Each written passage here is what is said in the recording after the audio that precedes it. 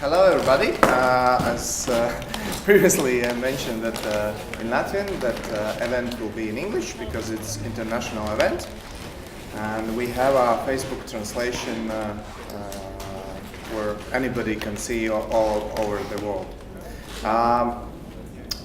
I'm head of Freedom and Solidarity Foundation. It's a political think tank which is already 11 years old.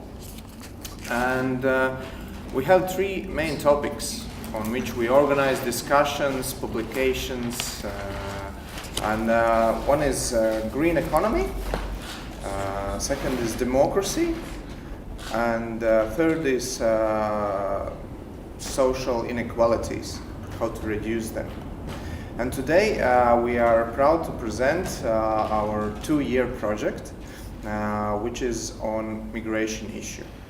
And this includes almost all of 3 topics what we usually talking, because migration have caused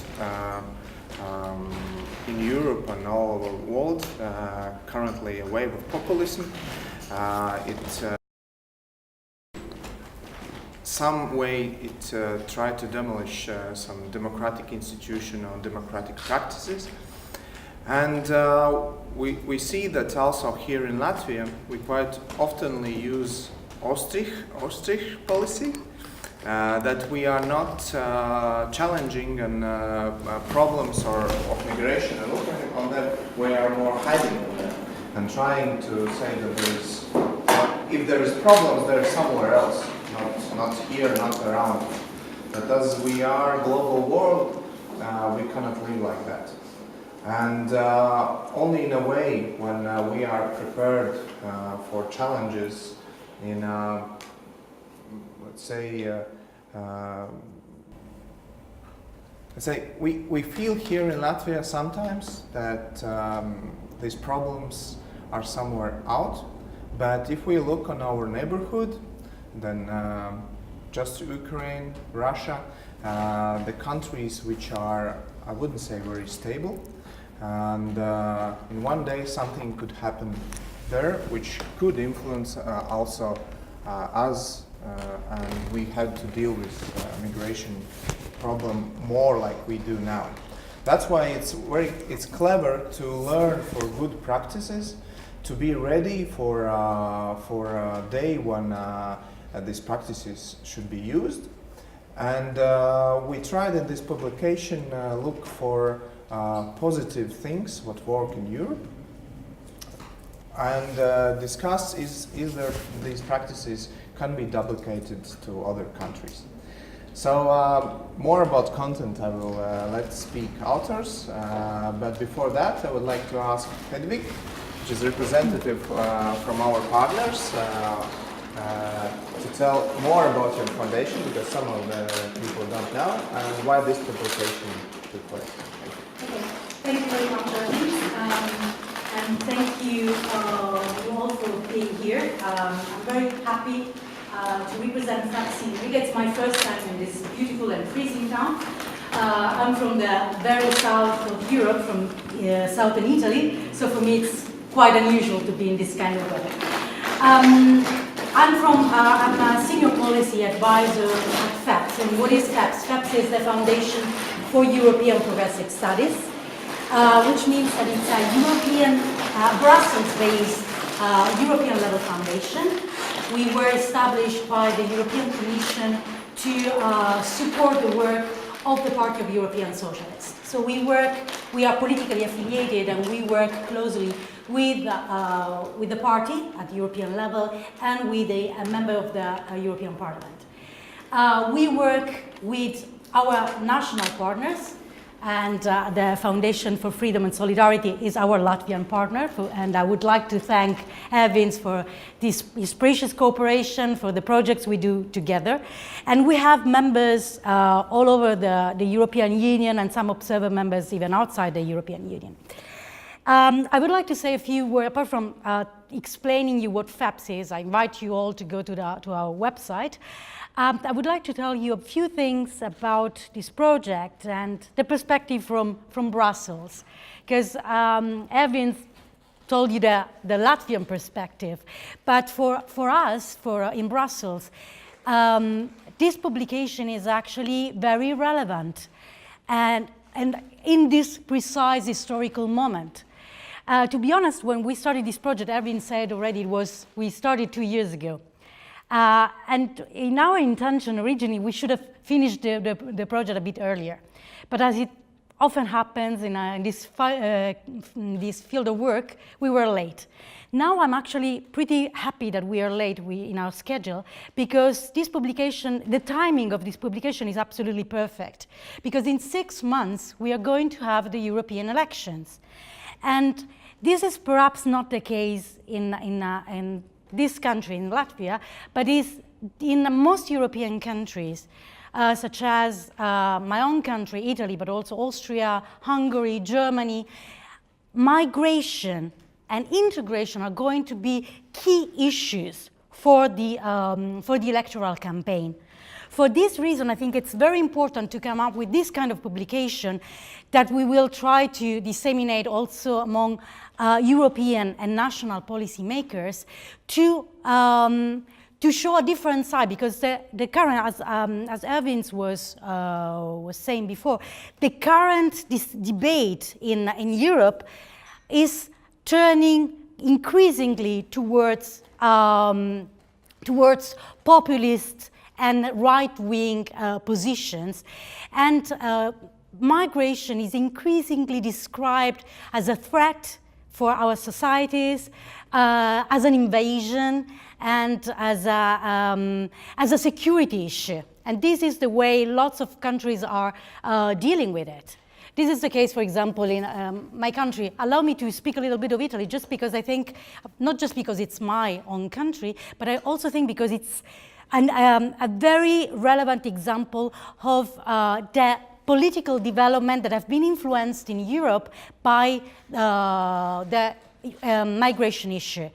I do not intend to say that what has happened in Italy in the last few months is just a result of the so-called refugee crisis, a definition that I actually hate, but it has been influenced to a large extent. A few months ago, in last March, we had elections, and for the first time, 2 populist parties, the League and the Five Star movements, have gone to power after years of center-left governments. And their campaign, particularly the campaign of one of them, the League, was centered on migration, and on migration as a security issue. And now, I mean, I usually read the news in the morning. In the last 2 days, my days were ruined by two decisions by, respectively, the Italian Parliament and the Italian government on that concern migration.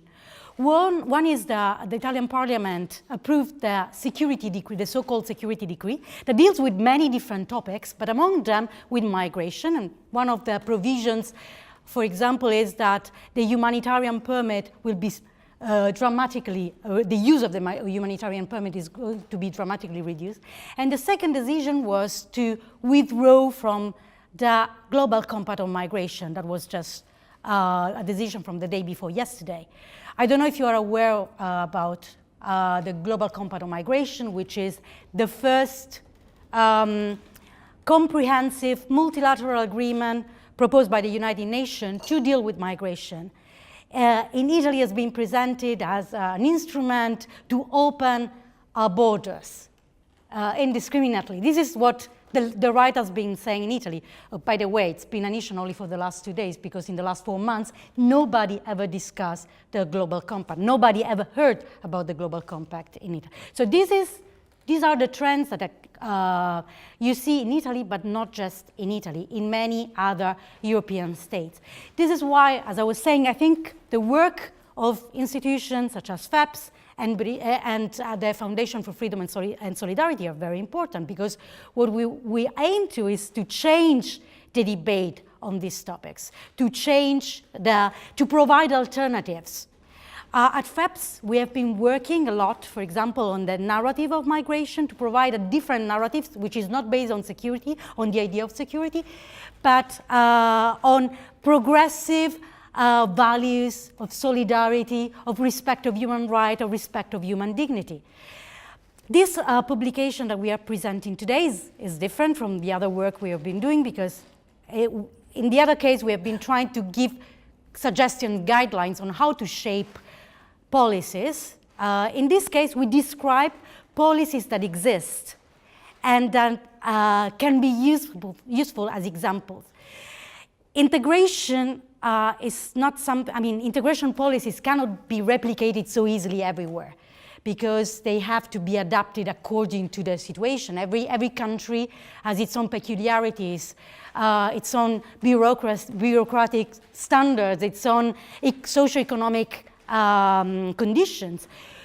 But so it's not easy to find, or maybe it's impossible to find a fit-for-all solution. But from this book, you have 10 examples of best practices from which we can learn lessons. That was actually the original title of the project, Lessons to be Learned. So we can learn lessons that can be adapted, adjusted to the single different countries according to the different conditions. But, and the idea behind the book, I think, is the fact that integration, an inclusive kind of integration, is possible. Those political parties in Europe that describe migration as a threat find the origins of their thought in an extreme, exasperated idea of national sovereignty, of national identity. I think that maybe an inclusive kind of identity can be built, an identity which is not based on the differences, on the color of the skin, which is of the color of my skin, of the language I speak, of the religion I practice, but on the free will to join a community. But integration policies to reach this goal cannot be imposed from above, cannot be just a top-down policy, because a successful integration strategy needs the informed participation of all the stakeholders. And all the stakeholders are not just the public authorities or the practitioners, but are the migrants and the citizens, because integration is a two-way process. It involves both sides. It implies that I have to adjust and you have to adjust at the same time. That we have to make room in our society for different traditions while preserving our own traditions. That we can learn to appreciate the differences and to live with the differences instead of fighting the differences. So this book in particular, I won't say much about it because we are going to leave. I'm going to leave soon the floor to the speakers. But I've been thinking about 3 lessons that I learned myself from the book. The first lesson is about the fact that in many cases, of course, each case study is different because we have Italy and we have Bulgaria and we have Belgium. But sometimes what it emerges is the fragmentation of the management of integration policies. Fragmentation that can be in the levels of management, or it can be in the different fields, so that education and housing and social services are treated as different and non-communicating fields. So I believe that the first lesson is to try to develop an holistic strategy, integration strategy when we develop a strategy for integration. And the second thing is that we must have in mind what kind of society we want to build. This is essential if we want to have an effective and efficient integration strategy. We must have already in mind where do we want to go. And I forgot my third point, but I think we can we can live without it. Anyway, I think there is much to be learned from other countries' experiences.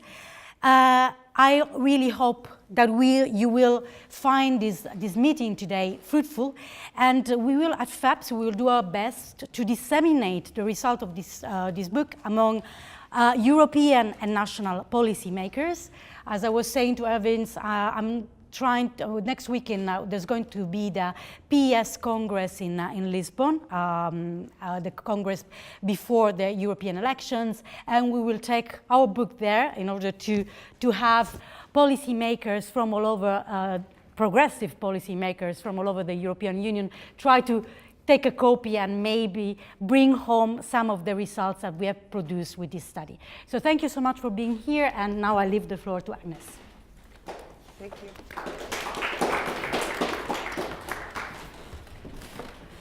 Okay. So, thank you, Ervins and Hedwig, for the introductions. I will talk a little bit more about the contents of the book. We started this endeavor a little less than a year ago with the authors, the whole writing process. So actually on topics like this, there are so many changes on a daily basis, and if this event was last week, we probably wouldn't be so annoyed with the political discourse that is in our respective countries about the UN Global Migration Compact. It maybe would take this whole thing a lot easier on our souls. But now with the current political environment, a lot of the lessons included in the book seem even more relevant. And I think we've also managed to include some very recently developed projects and strategies that, even though their evaluation and so has not yet taken place, it also highlights the potential of innovation in newcomer integration and refugee reception across Europe.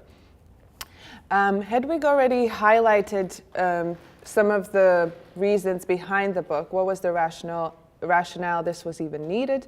Of course, it was a response to the 2015 situation in Europe, where many countries were startled and surprised by the volume of immigration. Some of them said they had never experienced before. We can, of course, talk about the actual justification for such a claim, because Europe has experienced immigration in the past on multiple occasions, also refugee crises, if you will. But states weren't prepared to accept the types of migrants arriving. Some countries were under a more serious pressure than others. And what the 2015 situation highlighted was not only that states weren't prepared, but also that there was a significant lack of solidarity among the European Union member states. When some countries experienced a much, much larger burden regarding refugee claim or asylum claim procedures and the administrative burden on the Greek and Italian borders and border guards, and also reception services. Other countries who were further away from this, including Latvia, did not feel that they are much affected by this. But of course, we've seen that the unity of the European Union in the past couple of years has been significantly shaken by the different understandings of how states should react. And that all highlighted by the media discourse and the stories they choose to highlight and bring forward. Of course, different European Union member states have different experience regarding migrant reception, and thus their integration programs also differ. Countries like Latvia, Lithuania are only just developing their refugee integration programs. There have been some incentives in place beforehand, but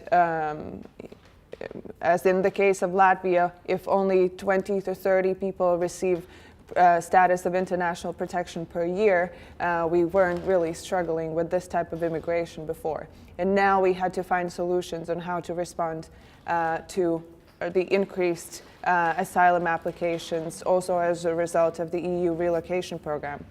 Whereas other member states who have long experience being an immigration state and also having integration programs in place, they had to adapt to the new types of immigration. So for example, in Germany, while there are integration programs in place for labor immigrants, the challenges faced by an increased number of unaccompanied minors in the country was something that the existing integration structures weren't ready to deal with. So keeping in mind that Europe will always remain a region of destination for migrants and different types of migrants, also linked to the needs in the countries themselves to fill workplaces and so on. We have to look at these responses that were perhaps created in times of crises, if you will, but see what we can learn from this to develop better policies. So this is what the book that we are holding in our hands today aims to deal with. It is exchange of knowledge and experience in order to promote genuine European solidarity on various levels. How the NGOs have to adapt, how the municipalities, city governments, and national governments should adapt. What are the cooperation measures? What are the possible funding measures? And perhaps where do we bring in also the private sector more? So as Hedwig already mentioned, we have 10 different examples in the book. 3 of them will be presented today, but I will give a short outline of the others, other examples that are also included in the book and that you can read afterwards more in detail about. So take this as a teaser or a trailer. So regarding the Swedish case, what the authors from Malmö University write about is how civil society involvement became first a response to the increased inflow of immigrants from Denmark to Malmö. For example, while beforehand the state and municipality institutions had been providing most of the integration support and also reception support, civil society was mainly involved in the reception stage, but not so much in the integration stage. And now they also started providing services regarding language tuition and so on. But because of the new partnership structures, some of the struggles were linked with funding and the involvement of civil society actors in actually designing the services that will be provided. The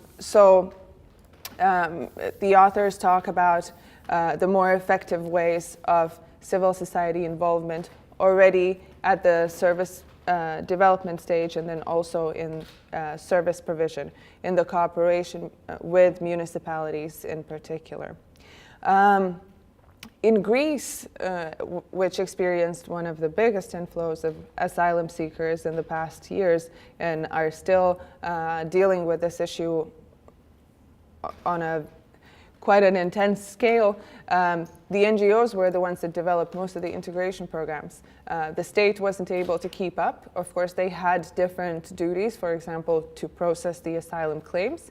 But now the government is learning from these NGO-developed initiatives to create a comprehensive integration policy. And in the book, you'll find descriptions of NGO initiatives in education, in language learning, in housing support, and so on. In Ireland, a project called Learning for Life for Refugees was developed in partnership with the hospitality and tourism sector. So they took recent immigrants, mostly refugees, and trained them to work in the hospitality industry. They then had a 12-week, if I remember correctly, placement program, and 80% of people involved in this program actually secured employment afterwards. So this Learning for Life for Refugees, a project that was developed in partnership between the private sector and an NGO that provided also intercultural training modules. It was a Kickstarter for their successful involvement in the labor market afterwards. Sanne will talk about the Belgian case in a minute, so I won't go too much into that. In Germany, we of course saw on the news, plenty of initiatives in response to the 2015-16 situation. And a lot of non-governmental institutions, and also well-established religious organizations and so on became involved in providing immediate support.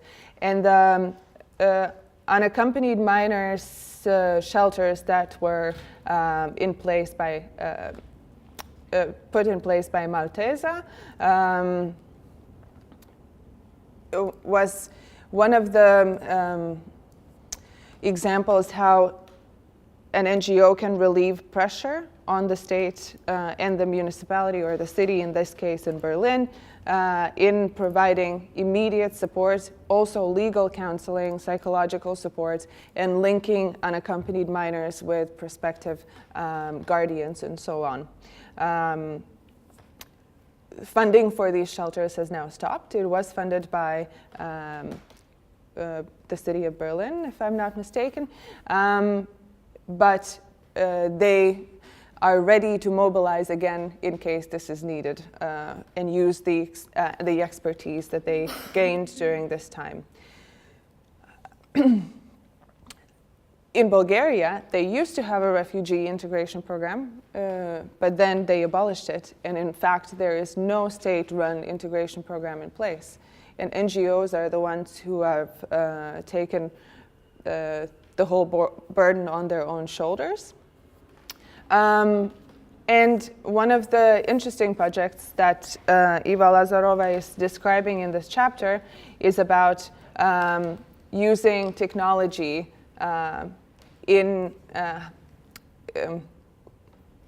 promoting the potential of newcomers in the society. So by participating in these high-tech innovation platforms, they are empowered, they gain new skills, and they also can become involved in service creation themselves. In the Latvian case, I describe 3 practices. One is the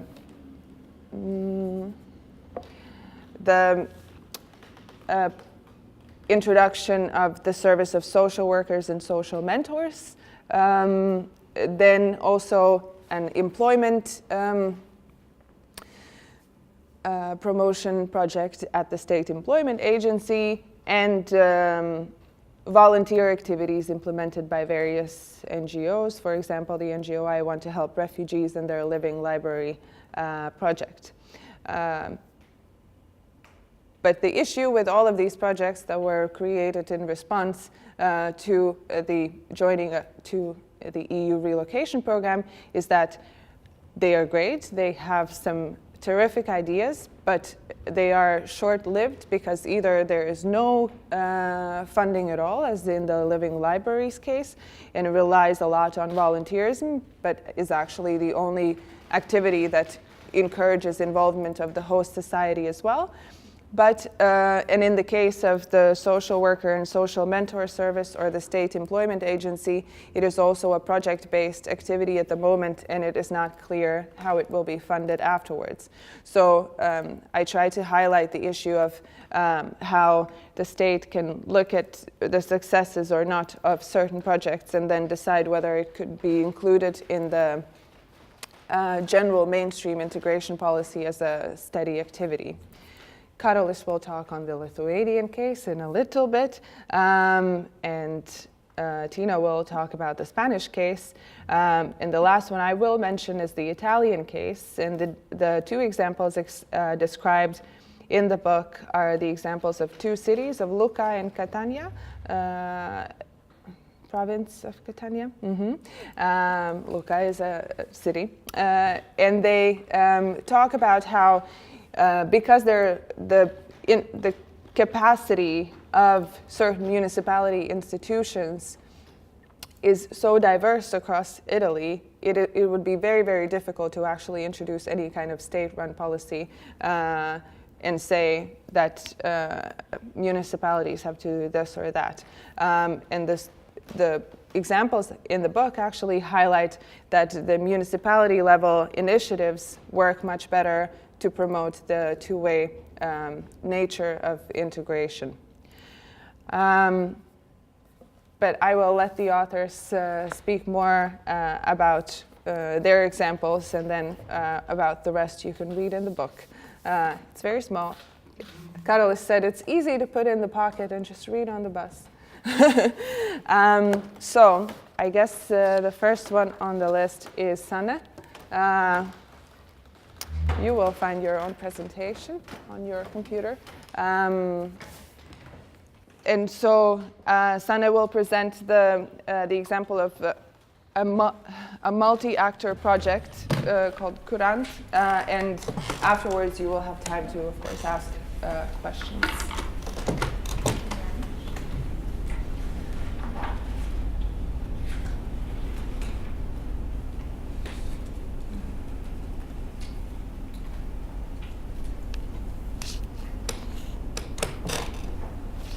I think it works, right? Okay, well, thank you very much for this wonderful opportunity to come to Riga to present the Belgian situation, and also thank you very much for taking the initiative to write and to develop such a book. I think it's a very good initiative. I am Sanne van der Pol, and I'm from the University of Antwerp. I put a nice picture of Antwerp for you on the first slide. I am a bit of an interdisciplinary researcher. I have a background in sociology and anthropology of migration, and I studied in the Netherlands and in France. And right now I work for the Faculty of Law at the University of Antwerp in Belgium, and also for the interdisciplinary Center for Migration and Intercultural Studies, also in Antwerp. My main occupation at the moment is a project called Rakombat, and it is about how social orientation practices can help in preventing and combating racism, discrimination and xenophobia in different European countries. So if you want to know more about that, I included the link. But what I will do today is talking about the situation in Belgium when it comes to social orientation policy, and also about one innovative program to welcome young adult refugees in Antwerp. Well, if you talk about integration policy in Belgium, you need to have a bit of a background on the country. Issues like migration and asylum are legislated on the federal level. So we have countrywide rules when it comes to migration and asylum. But if you talk about integration, that's something that is regulated on a regional level. So when you arrive in Belgium, you should keep in mind that you have 4 different areas where you could arrive. You have the yellow part is the Flemish area, where you have Dutch-speaking integration policy. You have the red area, that's French-speaking Belgium, where you have integration policy in French. The blue area is lesser well known, but it's the German-speaking area, where they also have their own integration policy, and the small dot in the middle is Brussels, which of course is a very special place, and you can choose between either Dutch-speaking and French-speaking integration policy. I'm not going too much into detail, but it's important where you arrive, of course, because you have to choose between all these different countries and all these different policies. And also, for example, if you want to acquire the Belgian nationality after you've been in the country for a certain period of time, it also matters in which part of the country you've been, because, for example, the Walloon, the French-speaking, the French language integration certificate is not as well valued as the Flemish integration certificate, for example. So really, there are so many details that are of importance for your integration in Belgium. And also, for example, something typical about the German-speaking area. Say you have completed your integration trajectory there, you speak a certain amount of German, and you followed the social orientation course there. If you want to find a job, you would also have to speak French, because if you only speak German, you're just not there yet. So there's a lot of extra things that are important for living well in Belgium. And also, say you want to move from one region to the other during or after completing your integration trajectory, well, it complicates everything because you have a different language. And also, say you have completed your Walloon integration trajectory and you want to move to Flanders, in some cases you might have to do it again. So really, it's a special country to live in, and also sometimes for an outsider it's rather hallucinating to hear about all these different policies on such a small such a small country. But I will now talk a bit more about a new innovative project that was recently started in Antwerp. It's called CURANT, and it's about co-housing and case management for unaccompanied young adult refugees in Antwerp. Just to give a bit of a background as to why this program is necessary, I give you a few numbers on the arrival of unaccompanied minors in Belgium. We saw that in 2015 we had over 3,000 of youngsters arriving alone in Belgium, and in 2016 there were still over 1,000. And the issue is that when these minors become adults, they are no longer to benefit from subsidized shelter, from enrollment in reception centers, from customized trainings, from support from legal guardian.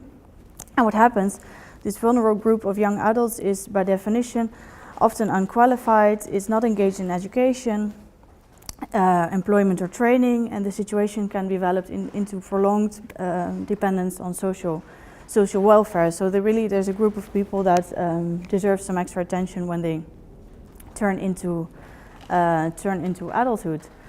And this project was started in 2016, and it's supposed to run for another year. It's led by the city of Antwerp, but there are, as Agnese already said, there are many actors who work together to make this success. There are public organizations, there are different NGOs, there's also an academic institution, same as that I work for, who is participating in this.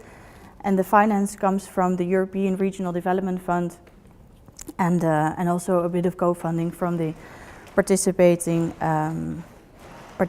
organizations.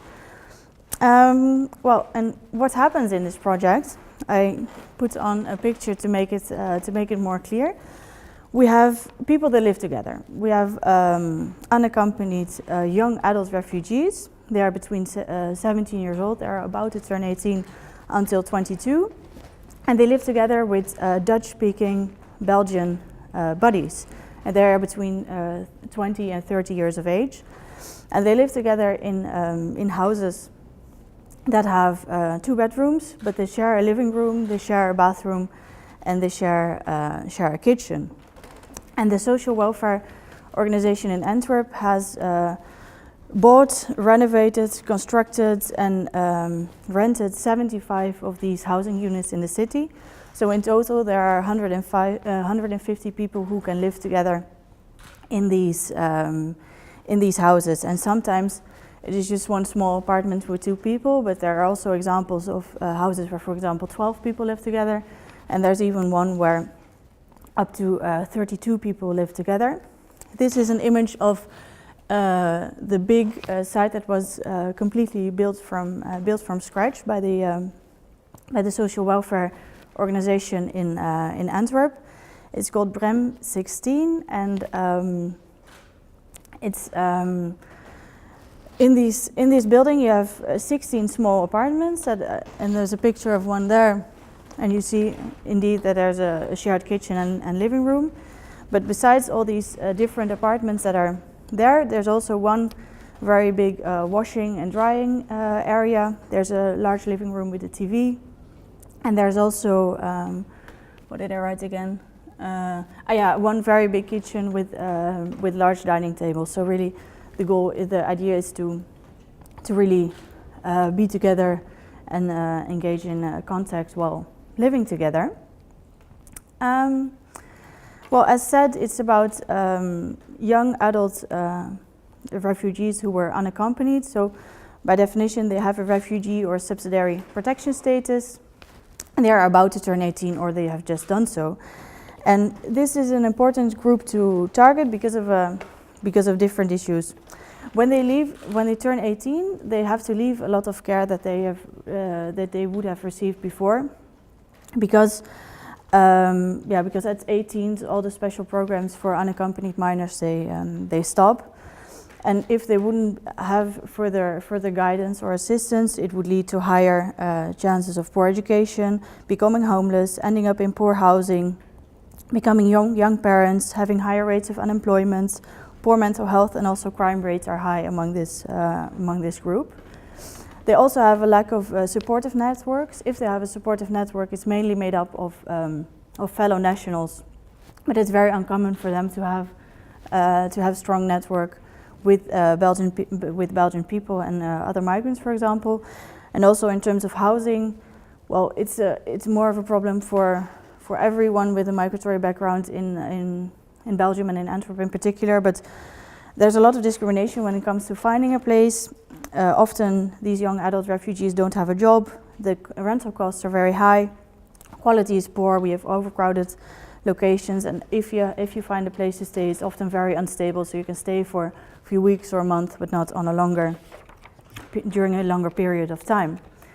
And what CURANT offers is extensive individual guidance by all these different organizations that participate, and they offer cohabitation with a local between 12 to 18 months.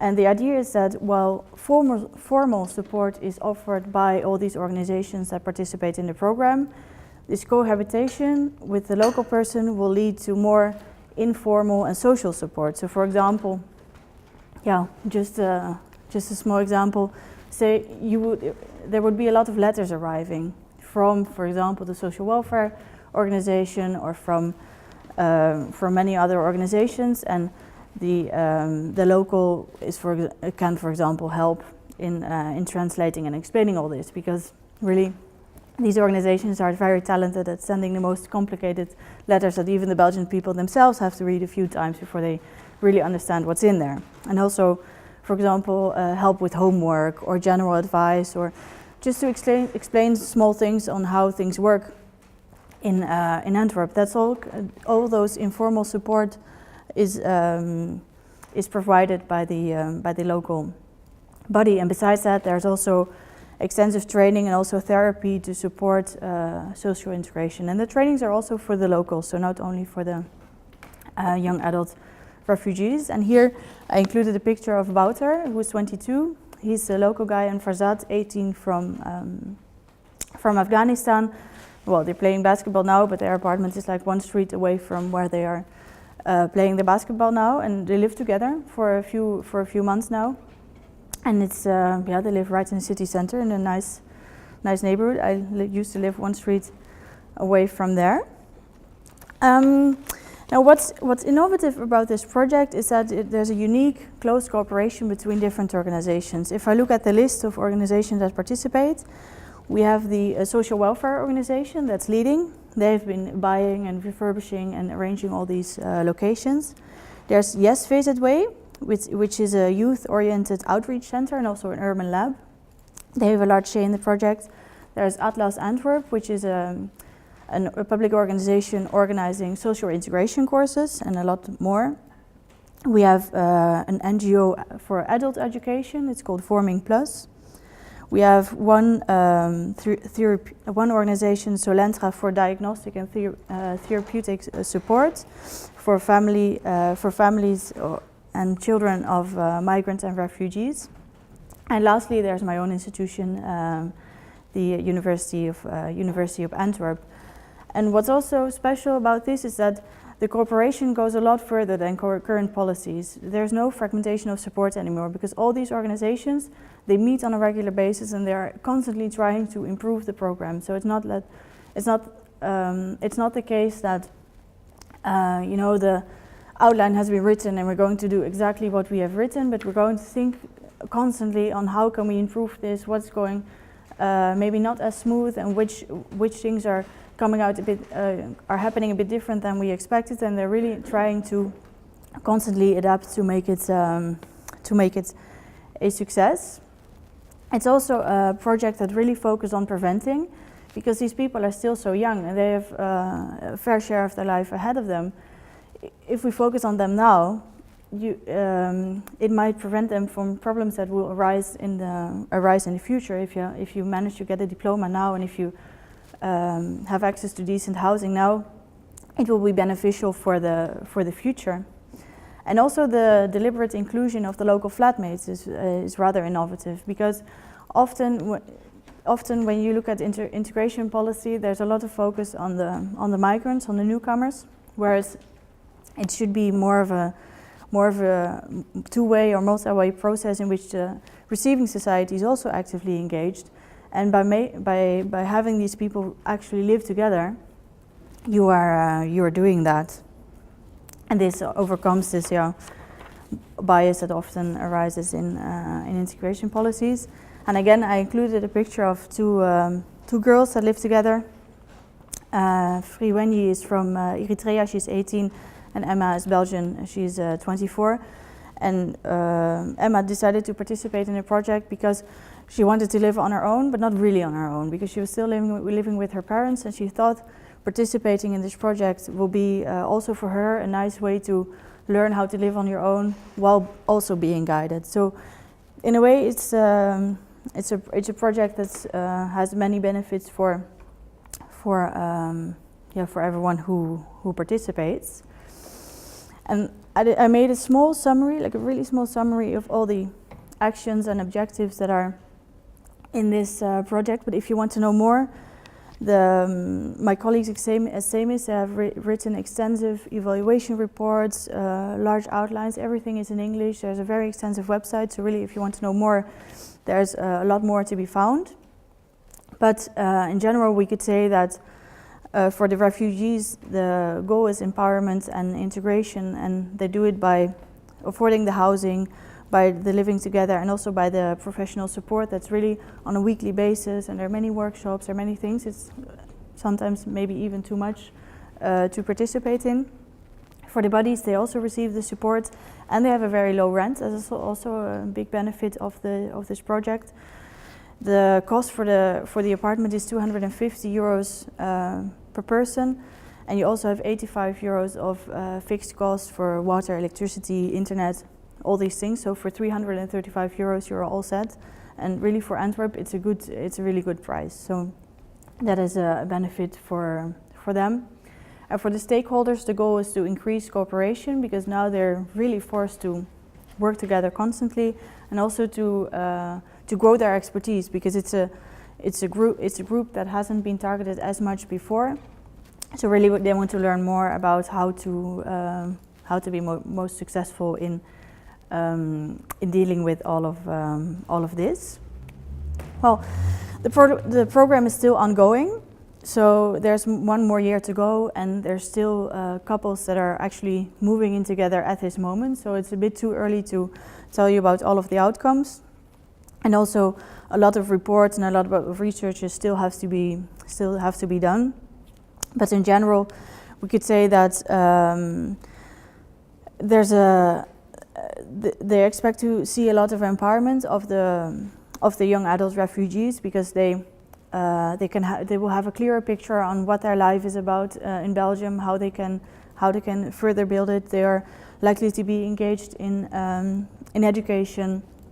They will have stronger social networks, so it will be not only a group of their own nationality, but also they will during this year they will hang out with the friends of the Belgian flatmates, and this growth and also the diversification of these networks are expected to have to result in changing perceptions.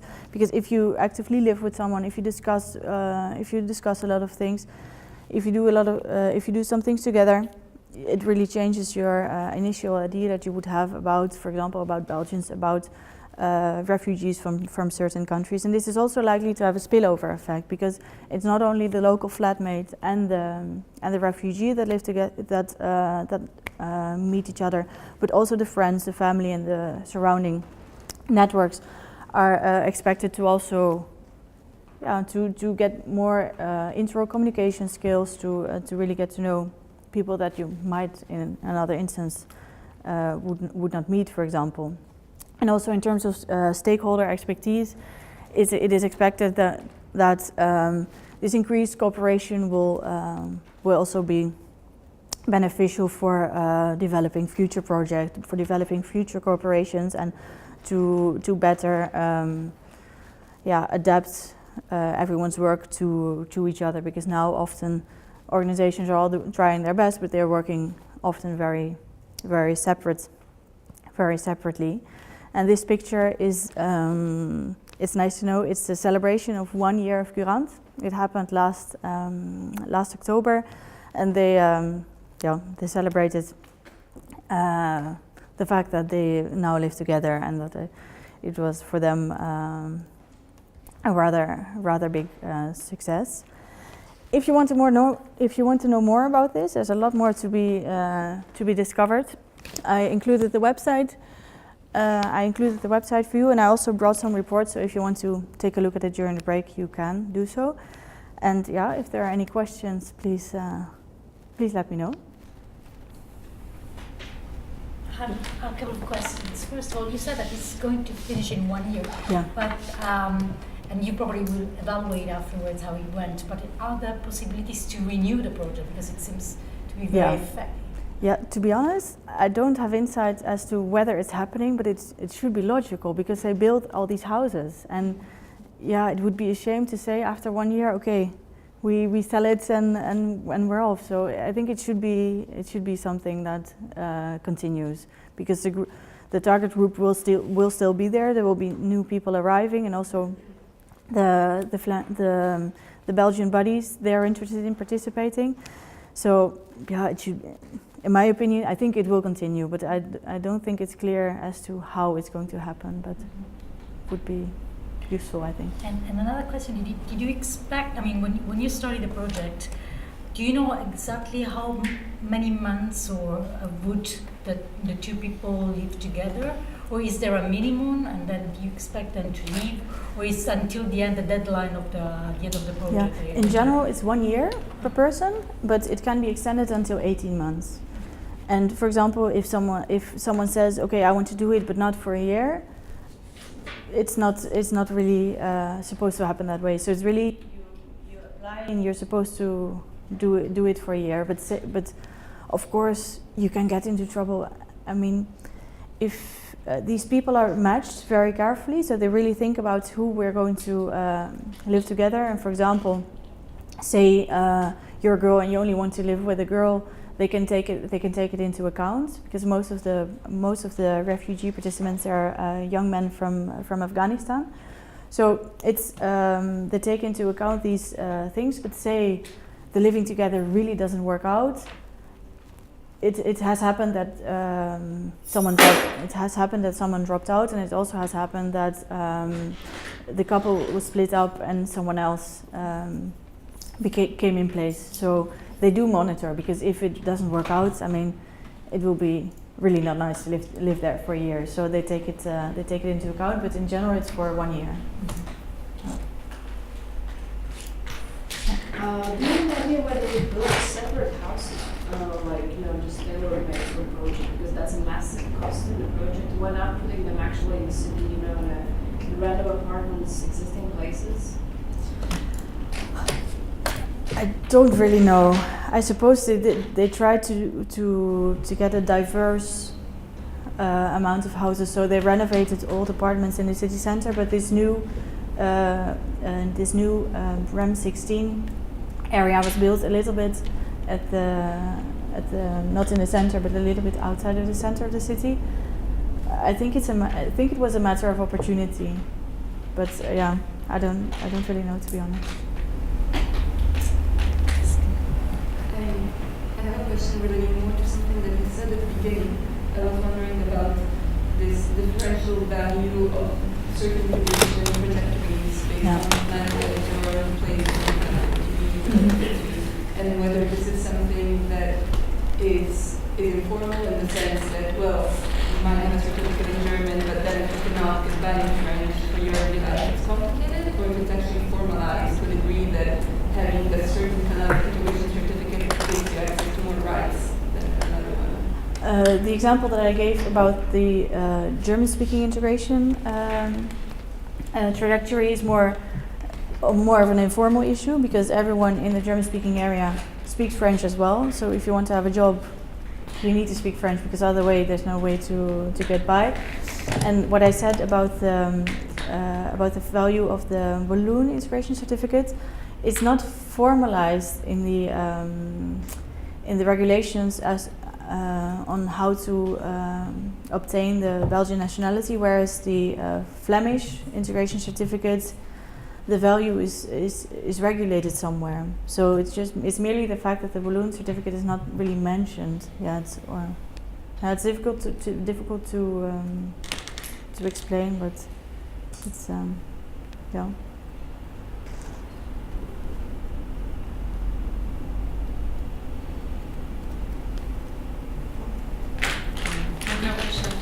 Are these young people are all studying?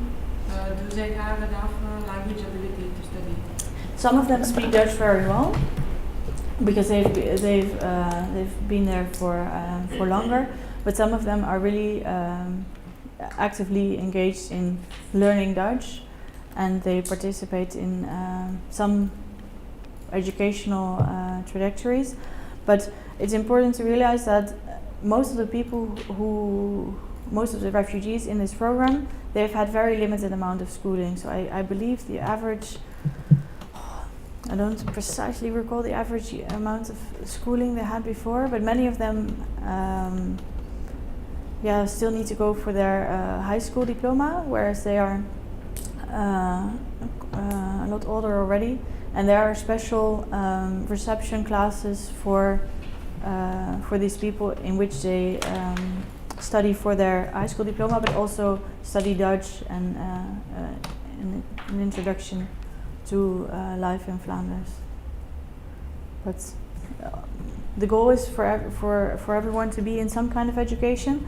But one adaptation that was made during the program is that at first they were really trying to push them to get an education as high as possible, because of course it will be beneficial for the rest of your life. But on the other hand, a lot of them just wanted to work and earn money and have their family come over, or support their family in the country of origin. So it was a bit of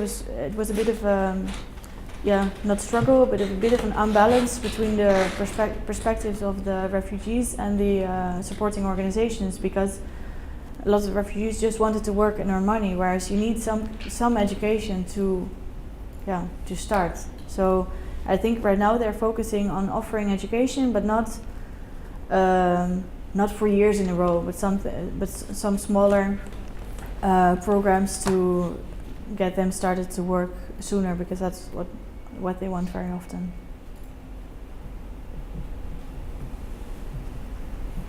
I have a question. Yes. I don't know the answer, but I think, the partnership, a lot of things make sense in the partnership, but for me, I think the most interesting is the role of the university. Can you tell a little bit more about what the role of the university is in such an applied project? Yeah. Well, it's not me who's doing it, it's my colleagues at SEMIS, but their role is to continuously evaluate. So they do a lot of interviews, and they work with the data that's available on these, for example, on the types of people that are in the project. evaluate their expectations, their perceptions of things, and also during the program, they also evaluate the change of, okay, so what's happening differently than what we expected, and how can we improve? It's there's continuous academic follow-up, and so far, one evaluation report has been written. It was more about the types of people that have been participating and their expectations and things like that. But there are still two major evaluations coming up, and I suppose, to be honest, I don't know what they're focusing on because it still needs to happen.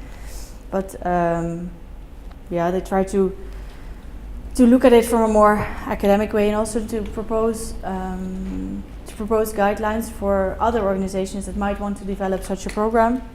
They provide advice on how you can go about this, on how you can do better, basically. So for one example of a guideline that was already presented is that at first it was expected that these unaccompanied young adult refugees didn't have a network. They don't have any supports, and they don't have a way to get by. And then they started in the project and they realized, but these people have, in many cases, have a lot of friends, have a lot of support by their fellow national group. So at first, the support of this refugee group was underestimated largely, and now in this project they're taking it more into account, and also the role of the family, because at first it was thought that, okay, these people are alone here in Belgium, and the family was not really taking into account. But then it turned out that the family was the most stressful, the most important factor in the lives of these people. A lot of them were very worried about how they were doing wherever they are.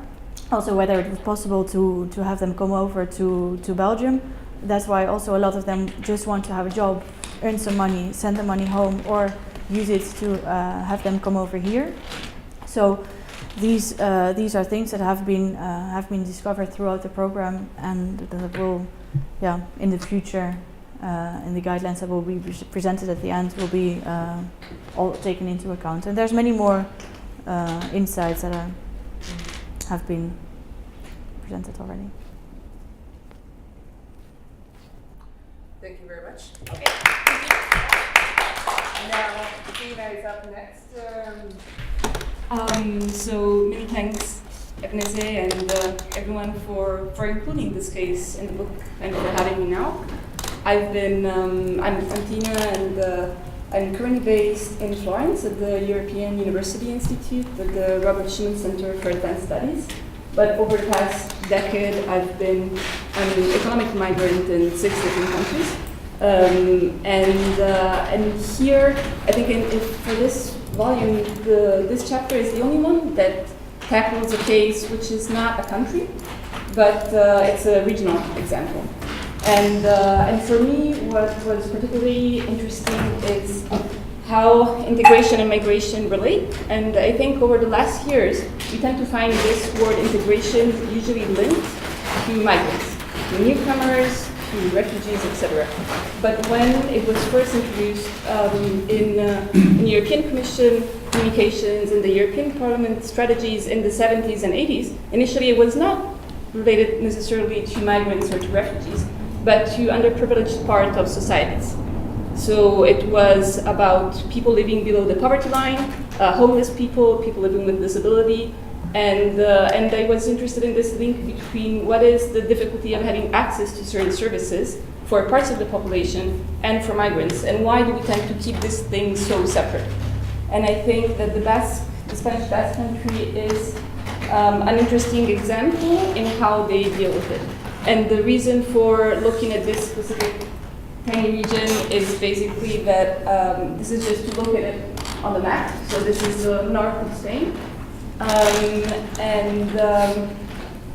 That it adopts welfare policies that are usually associated with more Scandinavian countries. And the fact that this is done in Southern Europe, I think, has an interesting impact, not only on the local population, but how migrants and refugees are welcomed and dealt with as well. So in administrative terms, what I'm looking at is the green part right here. The Basque Country in general, in the sense of region where Basque is spoken, is a bit wider, and it also includes the autonomous region of Navarra, which is another of the 17 Spanish regions, and the northern Basque Country, which is in France, called Karolis Žibas. And just to give a little bit of background on the region, when I first moved to the Basque Country in 2013 and started interviewing local policymakers and street-level bureaucrats about what the situation of migrants and integration policies were there, the first response that I got was like, oh yes, we started having a lot of immigration in the 60s and 70s, which I was very surprised about, thinking about the Franco-fascist regime. And then I realized that most people were thinking about migration from other regions of Spain. So yes, we had all these migrants from Andalusia and from Extremadura and from Galicia. So it also tells something about the imagined community that we relate to and what we think of us or region or migration to what our territory is. Now, this also has a political and social and economic history in the sense that the Basque region is, in the 60s and 70s, it started developing as a mining and industrial region. So it did attract quite a bit of labor from other parts of Spain. And then, since the early 2000s, it has also been receiving more migrants from abroad. Currently, while this is just one of the 17 regions of Spain, so out of the Spanish population of approximately 40 million, it's just 5%. It's slightly over 2 million people. And yesterday, talking with Agnese and with the group, I was finding actually quite a bit of parallels with Latvia, in the sense that in terms of size of population is fairly similar.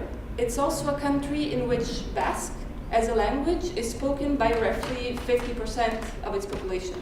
And this generates particular dynamics, I think, where you feel that you're almost a minority speaking language in your own country, and how you relate to newcomers in that regard.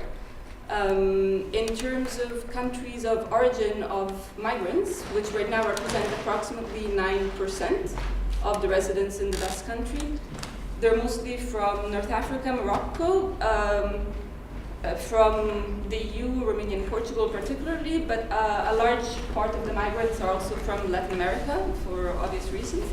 And what tends to happen also is that migrants from Latin America have an easier time accessing citizenship. So very often, after a couple of years, they just apply for Spanish citizens, and at that point, they are not accounted for in the statistics anymore because they're no longer migrants. And in terms of the role of the regional and local levels, the peculiarity of the Basque Country is that it has a fairly strong fiscal autonomy. So it cannot control for pensions or unemployment, but everything else from education policies to health services, welfare services are at a regional level. And so the premises and the question of this contribution to the book were basically that we are seeing a rescaling of policymaking, and what has been mentioned before is that while you have this narrative and large discourse of anti-immigration, the authorities that end up having to deal with the reality, the everyday reality of part of their population having access or not to certain services is the local level, are usually the municipalities, the provinces, the region. So I basically look into these economic challenges tied on the one hand to the economic crisis, and also how this can be dealt with without necessarily creating specific policies for migrants, but creating social policies that end up benefiting also migrants. And this in a region that is usually characterized with, previously to moving to the Basque Country, the only kind of stereotype that I had, or that I had heard about it, was tied to terrorism and to the ETA conflict. So how to kind of reconcile that nationalistic dimension with policies which are actually more inclusive towards migrants than those of the Spanish state in general. So what I do in the chapter is I basically trace the policies that have been passed over the past almost 15 years at this point in 2003 there was a first Basque immigrant integration plan in which it was developed to some degree in response to the central Spanish state hostility to some degree to immigration in the first place. But I think it develops an interesting concept of integration in the sense that it defines integration as the possibility of the foreign person to incorporate into the political community, which in turn requires the recognition of a new citizenship status not tied to the nationalistic component.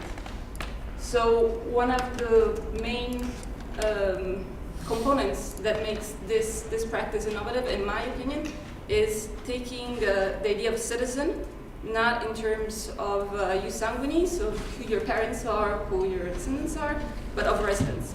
Because as a local authority, as a regional authority, I need to cater to all of those who live on my territory for not only for value reasons or for ideological ones, but for very practical reasons of having to deal with social cohesion, with having a society where criminality is low, et cetera, et cetera. So the definition of integration has been worked around this idea that it requires bidirectionality, interculturality, full political inclusion and rights. So even though oftentimes if you're not a European or Spanish citizen, you cannot vote, the regional, but the way around it has been to create a lot of consultations and usually to allow residents that have been resident in the Basque Country for over 3 years to vote in municipal local election.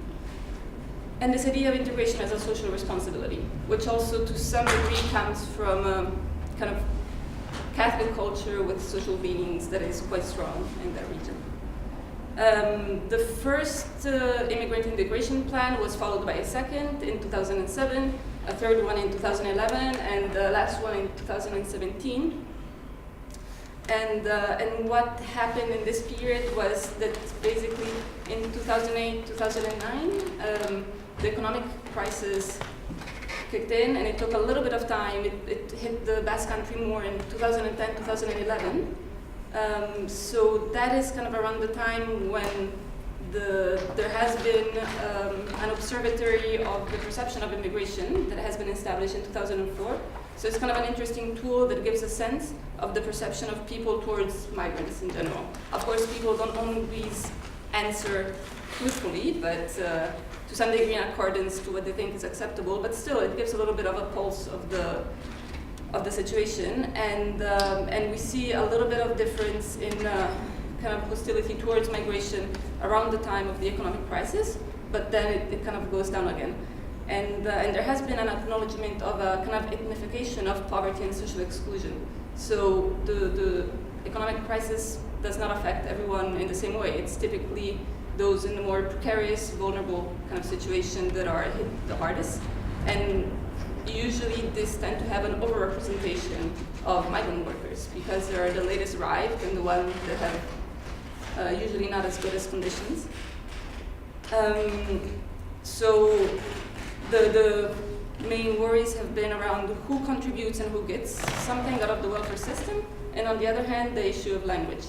So as I mentioned, it's a kind of minority nation, so the issue of language remains very strongly felt, and there's these three models, A, B, and D, in school, in which the model A is the one that is conducted only in Spanish, the B is the mixed one, and the D, because there's no C in the Basque alphabet, so the D is the one that is mainly only in Basque.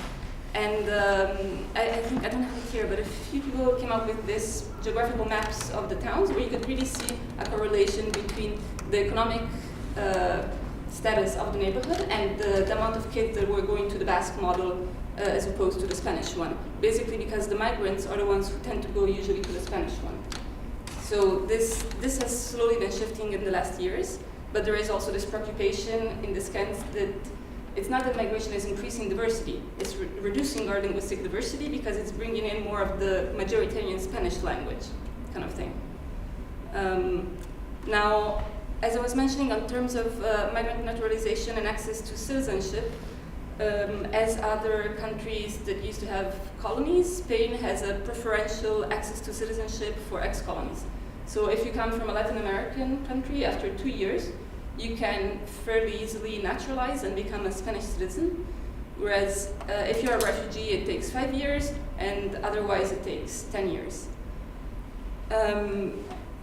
And as mentioned, like the idea of this Basque plan is a new conception of citizenship that is based on residence and not on nationality. So trying to kind of separate these two things and saying we need to afford rights or access to social services based not on nationality, but on residence. And this is, I basically talk about two, what I consider to be good practices.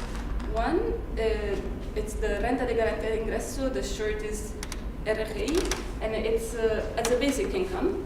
And this is an example that only exists in this region in Spain and in Navarra.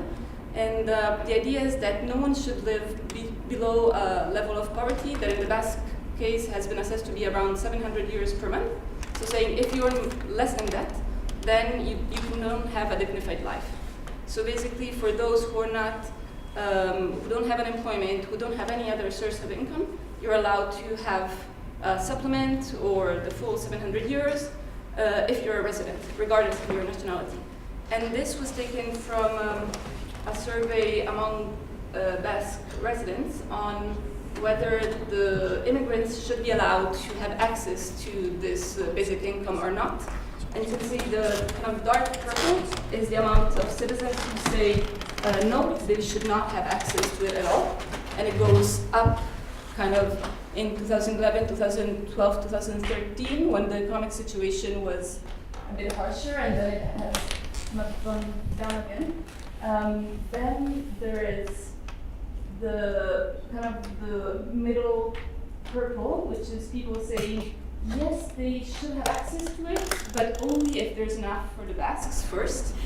And this is somewhat of a misconception, and I think that in policy terms, it's an important way that the policy has been implemented, that it has been made a basic individual right, which means that if you're entitled to it, so if you're under that poverty line, then you cannot be denied it. It's not that there's a kind of like a set amount, and when it's over, it's over.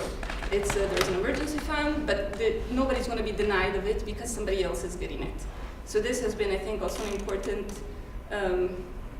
thing to be explained to the population in order for it to be better accepted that migrants are also entitled to it. And this is kind of, it's organized by those who receive this basic income. This is in the city of Bilbao, which is the biggest city, and this is in the Basque Country in general, where the dark purple is Spanish citizen, and the lighter purple is migrants. And the interesting thing here is that, in general, you can see that Spanish women receive more this social income than Spanish men, whereas for migrants, it's more or less 50-50. And the reason for this is basically that in the Basque Country, you have, like in a lot of European contexts, an increasingly aging population. The expectancy of life is quite high, and very often you have widows who had not worked during their life, so they're entitled to half the pension of their spouse if the spouse passes away. And this half pension is quite low. So oftentimes it ends up being under the threshold of the basic income, and the regional government has to compensate to reach that 700. So in this sense, this is an extract from an interview with an employee of the Department of Employment and Social Services, who, when asked about integration and migrants and locals, was telling me that if I had to choose to do away with a young unemployed economic migrant or a refugee and a Basque pensioner, in economic terms, it would make much more sense to do away with the pensioner. So the pensioners might use up a bit less of this basic income this month, because oftentimes they don't take the full 700, they already have some kind of social network, some pension, but they're dependent on it for the rest of their lives. And the Basque live long lives, while the refugee is unemployed now, but will not stay unemployed for years. He or she will get the first job they can and start paying back into the system. And this is without counting the resources that we have to spend for the elderly in the healthcare. So when I went and asked for this kind of questions, I had not factored in actually how much social expenditure goes into the health system and to the education. And sometimes there is a perception of these kind of like pocket money that migrants or refugees receive on a daily basis as this big contribution that they're getting from the system. When put into perspective, it's quite relative. So this is, for example, for the Basque case, the higher part on social inversión social, social investment, it's what is spent for migrants, calculated in percentage to the migrant population. So it's kind of like social services, education, health, housing. And then the lower part is the income, so what they pay in terms of taxes. And the balance is always positive.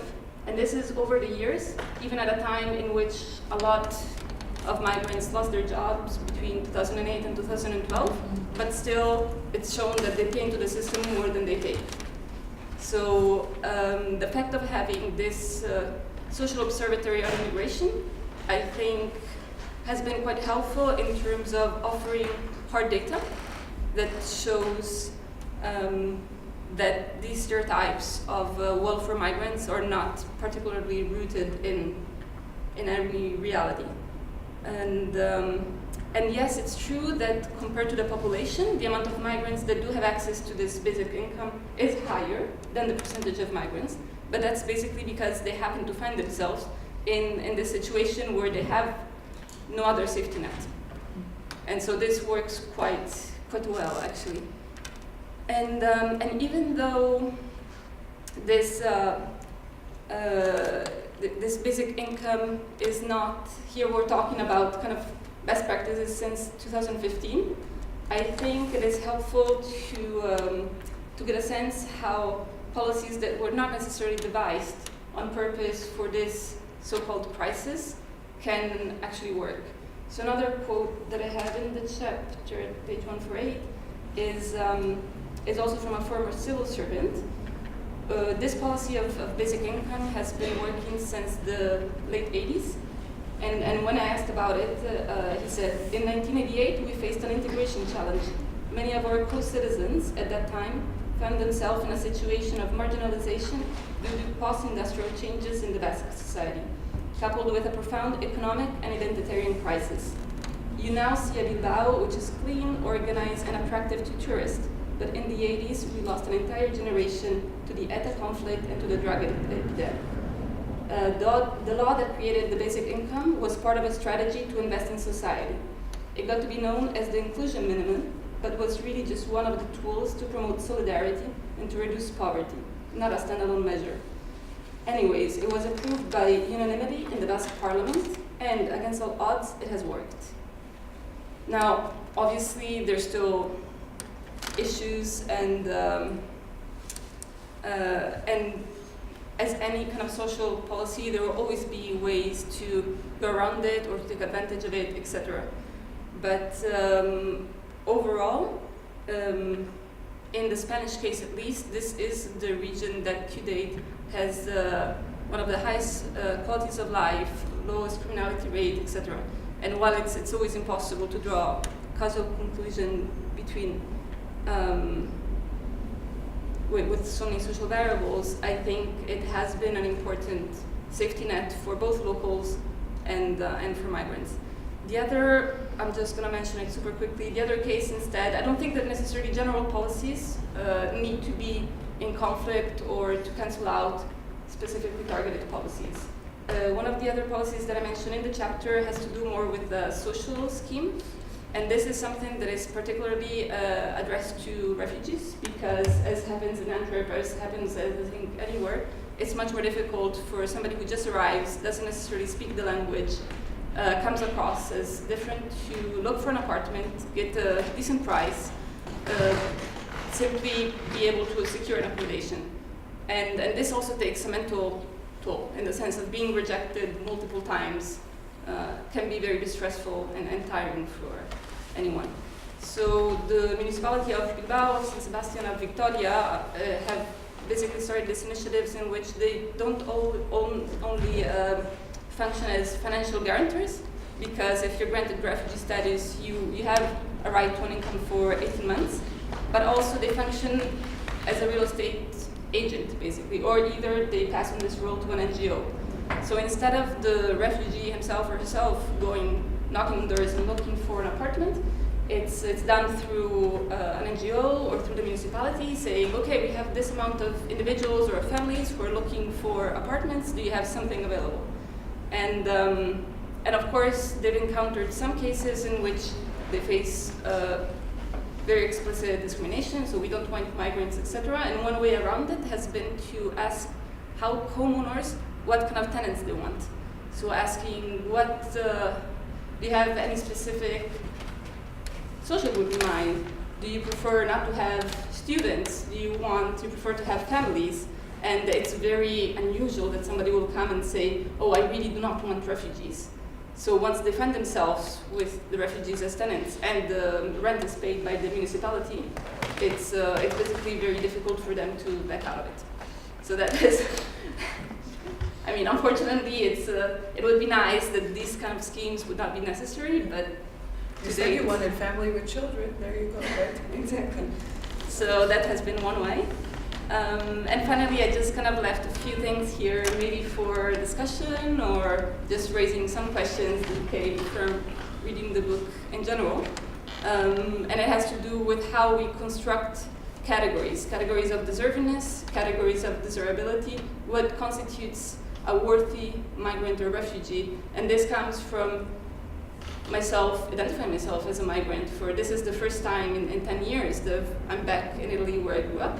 But I never felt necessarily targeted or identified as one, at least not in the Basque Country or in Belgium, because I don't necessarily respond to the stereotypical idea that we have of migrants. And I think that more reflections between this regional autonomy, center, state level, and local level policies could lead to some interesting practices and ways to go forward despite this anti-migration narrative that we might have at the national level. So yeah, that's pretty much it.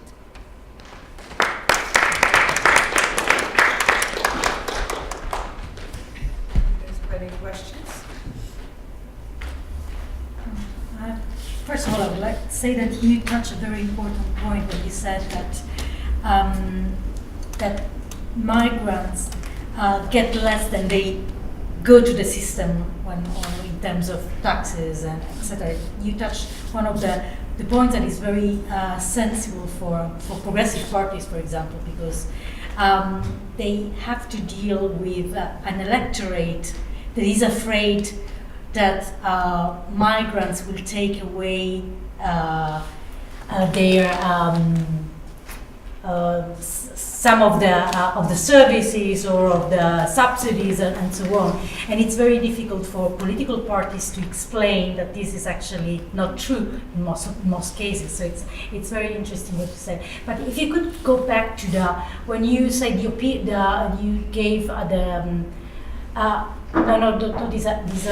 one about opinions of people concerning whether this is the one. If I understand correctly, just a little amount did not want at all that services and rights were to be given to migrants, right? Just a small. How do we explain that? Because I think that in many other European countries, data are very different. I mean, if you take Italy, so I suppose they tend to be higher. The people say, no, migrants should not, at least in the current political landscape. How do you explain that? Elsewhere in Spain. Or elsewhere in Spain. I think data are different. Do you think the Basque Country is different from this point of view? Why? I think I don't like this is obviously my own interpretation and speculation from having lived there, but one aspect of it is that in minority nations that are not states themselves, because they feel that they're forced upon them a kind of state identity that they might not subscribe to. So I've had, particularly in the Basque Country, in order to become a public officer, you need to be proficient both in Basque and Spanish. And usually this is also a political choice, in the sense that a lot of people who speak Basque feel strongly about their Basque identity. And I've had quite a few interviewees saying, well, if I were to identify myself, I would say that I'm European, I'm Basque, and I'm nothing in between. So there's still a little bit of this tension of not everyone feeling comfortable with their Spanishness, to put it this way. Now, because what gives you access to rights in most cases is citizenship, state citizenship. In this case, as I would argue in the case of Catalonia, for example, very often the regional government have made a conscious choice of saying, because we feel to some extent discriminated against by our own state level government, we are not going to do the same thing with our migrants.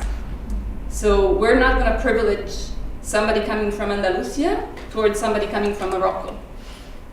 And it's kind of an ironic outcome, if you may, but it so happens that in the Spanish context, you have those regions that have a stronger national identity, regional identity, that also happen to have the most progressive, the most inclusive, the most generous welfare policies towards migrants. So I think there is some degree of that component. Now, something that did not end up going here because it would get too long, but something that I'm working with together with a colleague who actually is working on policies in Israel, is how the construction of who the us is, who the national is, affects how we build these policies. So I think something that is slowly happening, maybe not necessarily in the Basque Country, but in Spain in general, is this distinction of the good migrant versus bad migrant. And the idea that if you are, for instance, in this following, if you are a woman from, I don't know, like an Asian woman, you probably are employed, because you probably wouldn't move to the Basque Country at all if you didn't have a job opportunity in the first place. So in that case, you end up in the kind of desirable migrants. If instead you are, I don't know, a Moroccan man, there are higher chances that you will struggle to find a job. And so you fit this category of undesirable migrants.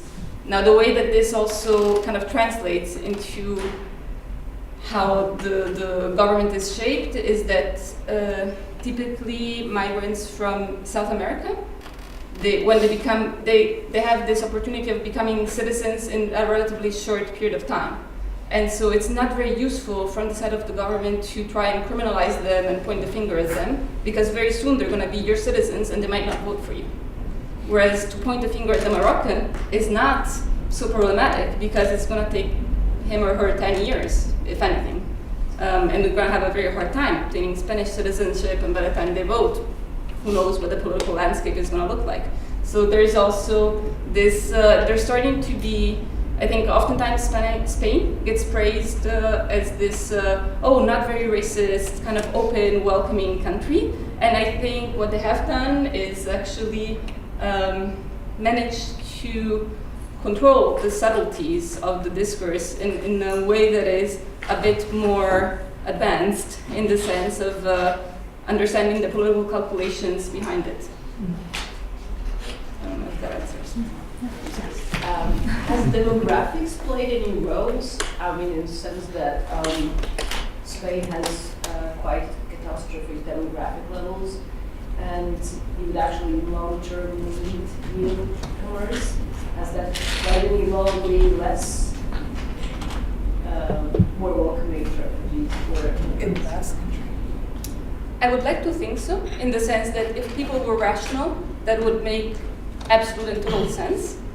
But then again, if people were rational, this same rationale should apply to Italy, to France, to Germany, etc. Now, I think that possibly a combination of demographics. In particular, the Basque Country, I think, has the highest expectancy of life for women, at least.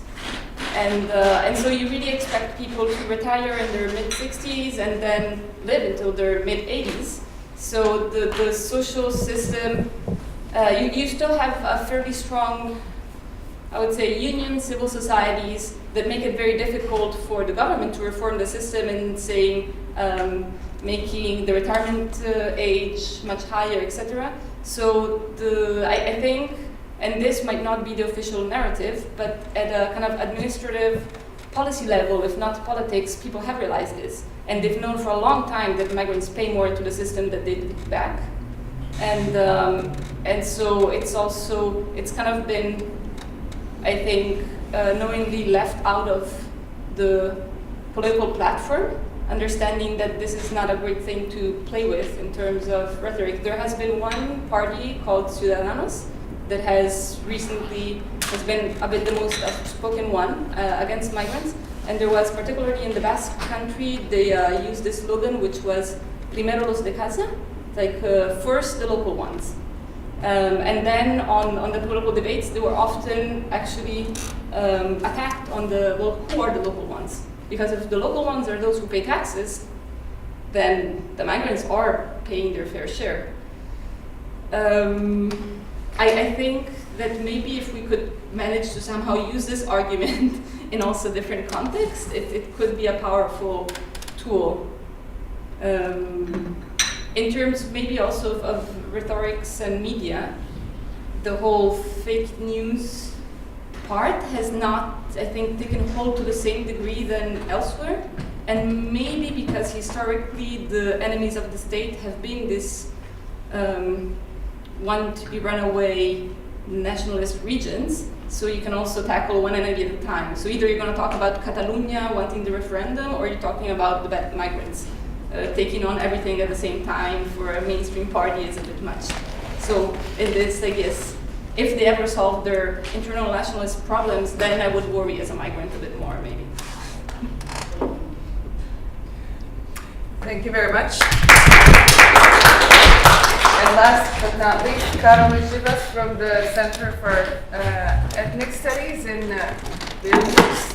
He wrote the chapter together with his colleague, Hedwig. Yes, Hedwig. You're on his own. Okay. So thank you for the opportunity to be here. I will just clarify a few things because for the last couple of months I've been visiting Latvia as the integration advisor at UNHCR. So, but this time I'm kind of on behalf of Lithuanian Social Research Center just to kind of understand where the point of reference of this presentation is. I think that when you're talking about the newcomers, it's somehow really focusing on refugees and on asylum seekers, and this is crystal clear that during the last years that was an issue. But if you look at Lithuanian case, and actually I will be talking about asylum seekers and refugees today, but I mean, if you look at the numbers, so it's very interesting because during the last couple of years we had like 500 people relocated to Lithuania, basically, which is not a lot, especially when you compare with the Nordics or with the people with the countries in South Europe.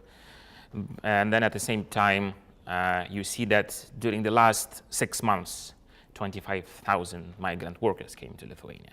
So 25,000 migrant workers on the one hand, and 500 poor refugees on the other hand. And then you have the crisis linked to these 500.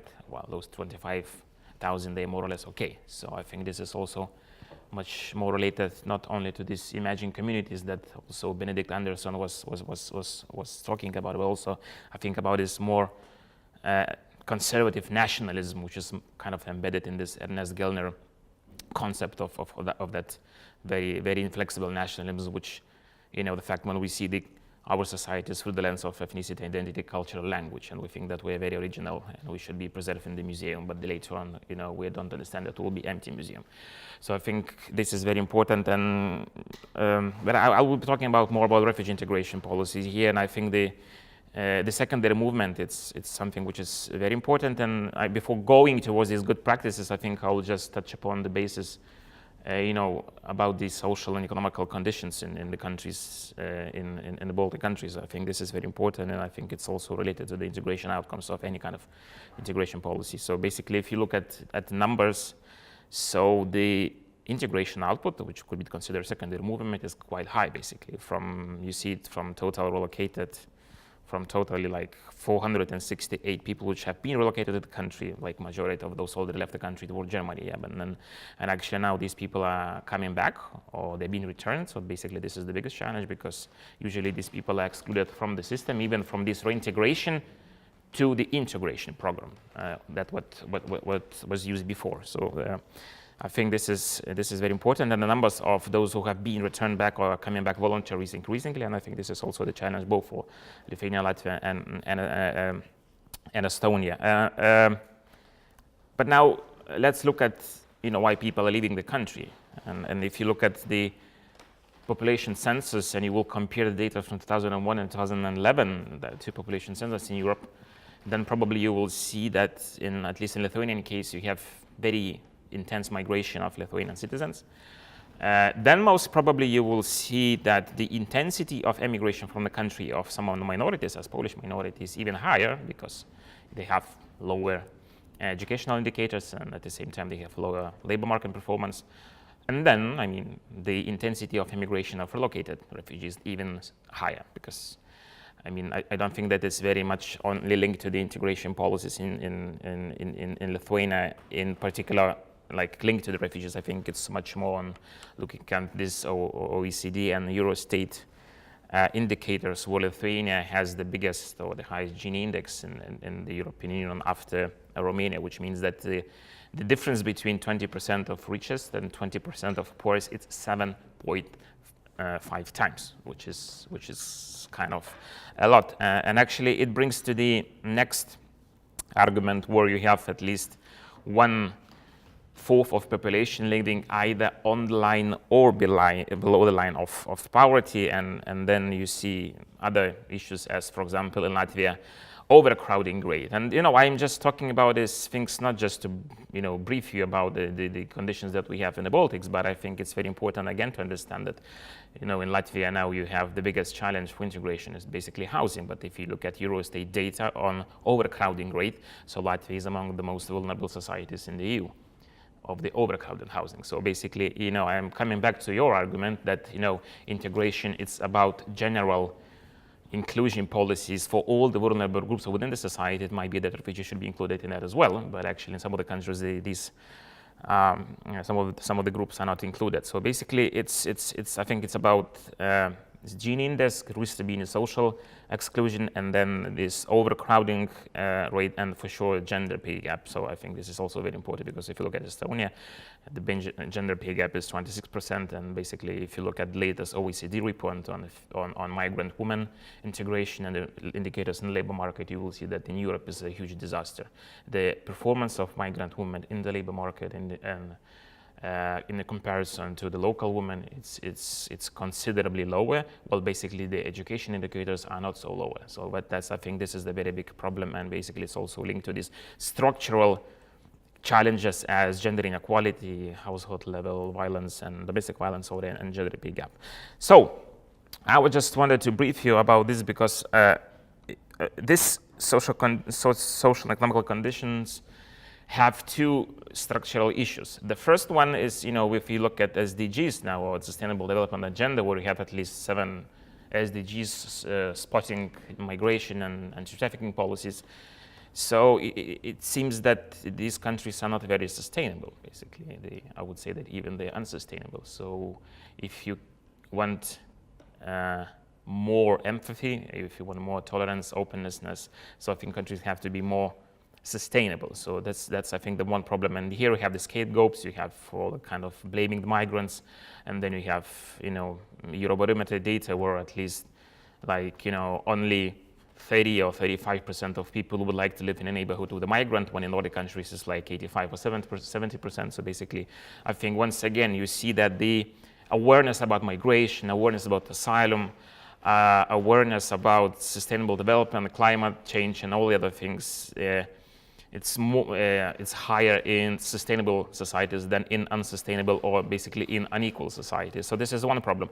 Another problem basically is that usually the problem is that these vulnerable groups, especially refugees and migrant workers, they end up in those 20% of the lowest sector of economy, in the most vulnerable positions in the labor market, without any social without any, let's say, social mobility opportunities within the labor market context. So I think this is also the problem. And all the time when we are kind of advocating for more inclusive approach towards integration policies, usually we hear the same argument, not only from the populists but also from some traditional parties, is that we cannot give more for the refugees than for the locals, and then usually people are referring to all these indicators which show social exclusion. But basically, I think that we have to understand whether this is fair for us to discuss about the equal starting positions of those people. Because if you come back to the concept of social reproduction, especially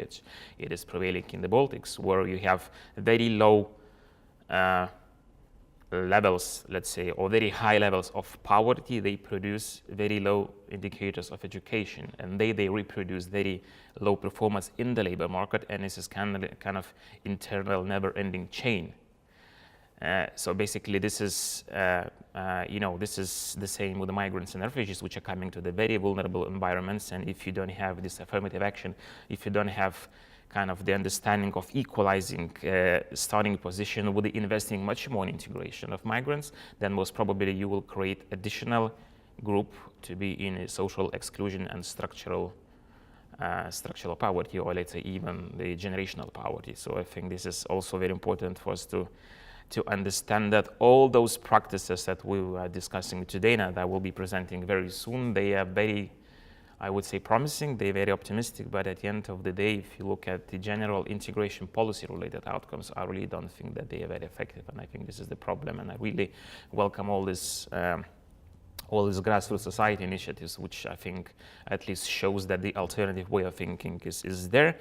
But I think the problem is now that we still do not understand what integration means, in general sense, because I think that also the problem here is, it's not just about integration, which emerged as a concept in the 60s and 70s. I think it's much more when integration of migrants as a definition was introduced in Chicago School of Sociology in the early 50s. I think that is the most interesting thing. And if you look at the roots of the sociology of integration, you look at this, the classical stuff as Polish peasant in Europe and America. And I think that, at that time, the integration as a concept was embedded in the relations between human beings.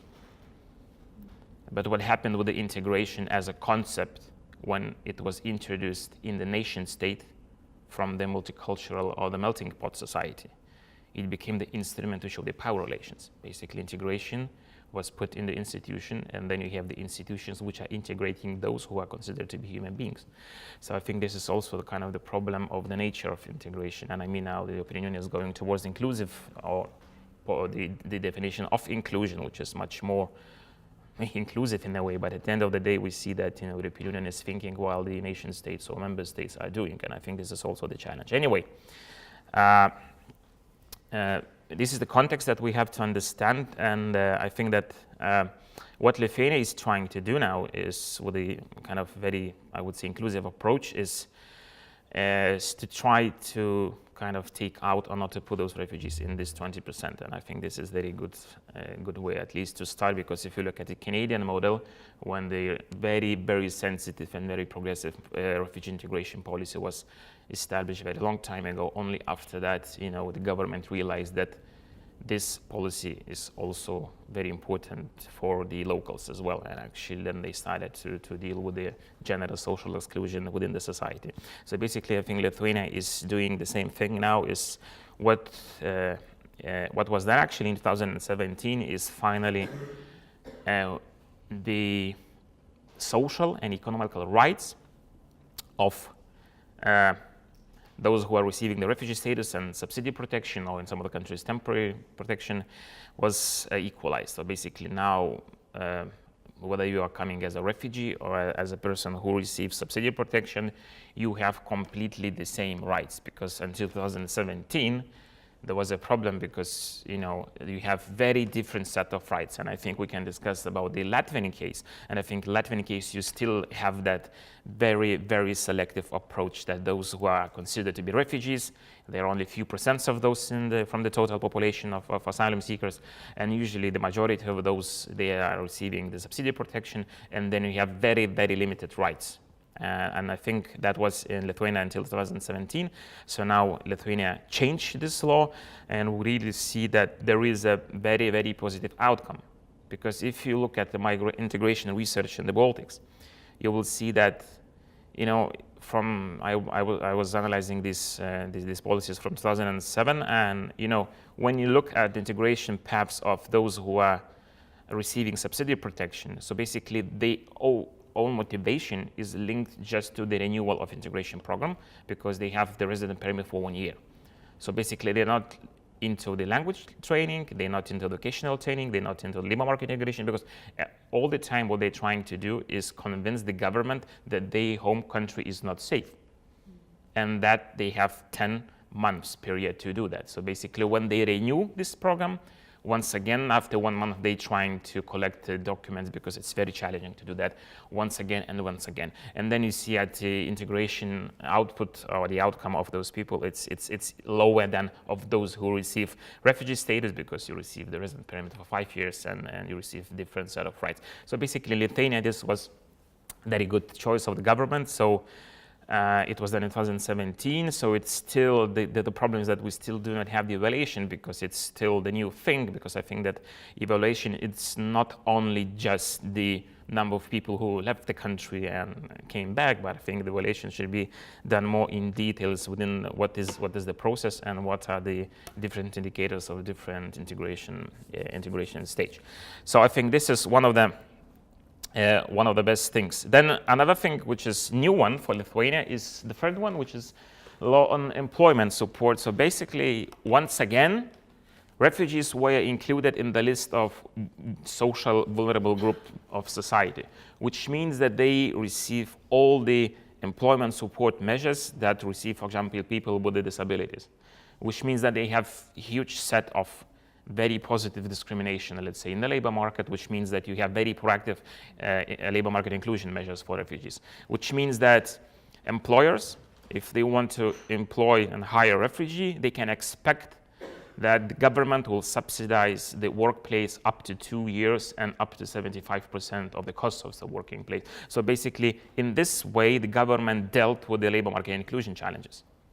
So basically, you know, and on one hand, you have to be very critical towards this thing, because in this kind of way, I don't think you can create the corporate social responsibility for the business, because it's more economically driven incentive. But at the end of the day, when you look at least of the refugees' labor market performance, that is a very good outcome, I think. And especially, it's a very good outcome for those who have been returned, for example, from Germany, and they are not entitled to be reintegrated into the governmental integration program. So basically, this kind of subsidized workplace, yes, it's very important, and I think this is also shows very good performance integration outcome. But basically, also it was implemented since 2017, so it's just 1 year, and we still do not have decent evaluation and decent monitoring system in place. But I think it should be done very recently.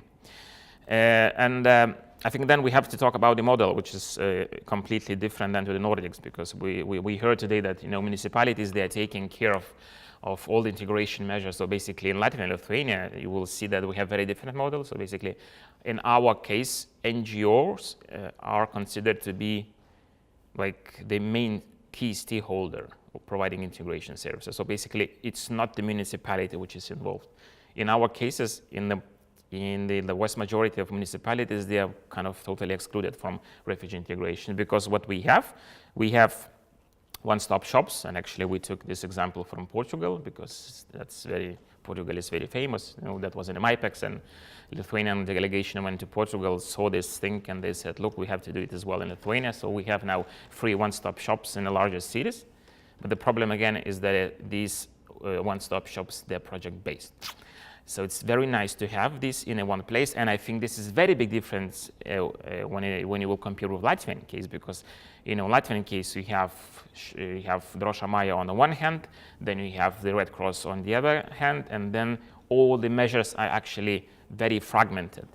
I have the PhD in migration in sociology, but actually it took me 3 months to understand the system of Latvian integration policies. So I really don't know how the refugees understand that. So, I think this is also, it should be in a way simplified that, we can come to one place and do the things. So it's also, but again, in Lithuania, I would say that on the one hand, it's kind of considered to be the good practice, but on the other hand, I think it's also project-based. And then, when you have the huge gaps of funding, because then you have that the project ends and then another project begins, then there is a problem because those people are being left out of any kind of social services. So, that is the costs that, we're trying to build integration structure basically on the EU funds and basically on AMIF, Asylum Migration Integration Fund. So this is all the system. And it's very simple, it seems. But I think the problem is that, you have refugee reception center, which is actually in Rukla. There is a very small town called Rukla. It's in the middle of forest. And they're the first... Army base. Yeah, so that's the second part of it. Yeah. So it's a very small town, and it's kind of the place where the first integration stage is organized for the relocated people and for those who are considered to be spontaneous arrivals. So that Rukla is the NATO base. So I think it's also kind of, we also have to understand, whether this is the strategic thinking of the governments and to do these things when people are fleeing from the war, and basically they are kind of accommodated in the center where around you have, helicopters, tanks, and soldiers with the dogs marching around. So, that's also kind of for us to discuss. I think this is also very limited environment in the social and economical terms when it comes to this reception center. And I think that basically the government should try to do this more in the municipalities at the local level, because actually the local level is where integration actually happens. It's not in the institutions. So I think this example is kind of the costs that we're paying for putting integration into the nation state, not into the society in general terms, in the broader terms. So I think that's a problem. Anyway, the one-stop shop is, I would say, very interesting, and it has very positive developments in Lithuania, and we really think that it should be funded in a more structural way, not just coming from the AMIF, but also from the state budget or from municipalities. So another important issue, I think, is that at least during the so-called refugee crisis, what we witnessed is that at least people started to recognize and to see the difference between migrant worker and the refugee. Because I think before 2015-14, they just used to be the one thing which was called migrant. So now I think people started to discuss, to look for the data, to look for the research. And I think that the awareness is coming to our countries on the one hand, and on the other hand, I think it's also very important is that although those grassroots initiatives that I think we have in Latvia as well, I welcome refugees. So in Lithuania we have also the same. We have Rukla support or whatever, which kind of created the Human Aid project, and I think that is very interesting because it is coming from the grassroots society level, and that is the system for the microfunding for the volunteers. So which means that it's not just the kind of people which are considered to be the volunteers, but there is a microfunding coming from the US Embassy, from different countries, which says, I mean, if you have the resources, we will not fund the resources. We'll just fund those gaps where you have the challenges. So basically, if they have resources to go to Rukla and to make the performance for the children, so basically they will do the microfunding for some of the things to be there. So basically, this is the Human Aid, and it tries now to develop more or less the same thing that, for example, Finland has with this startup refugees or the Nice Hearts in Vantaa city, where you have a bit more structural approach of coordinating this volunteer initiatives, because I think that the problem is that usually there are different resources in place, but the problem is that due to the lack of coordination, there is a less effective outcome than basically you can expect. Then I think that it's a new thing that we have in Lithuania is platform for migration, information and cooperation. That is a new thing, and it's really, if you would like to see, there are 3 languages, Russian, English and Lithuanian, and actually if you will try to find any kind of news item on migration integration, so basically you'll find it in one place.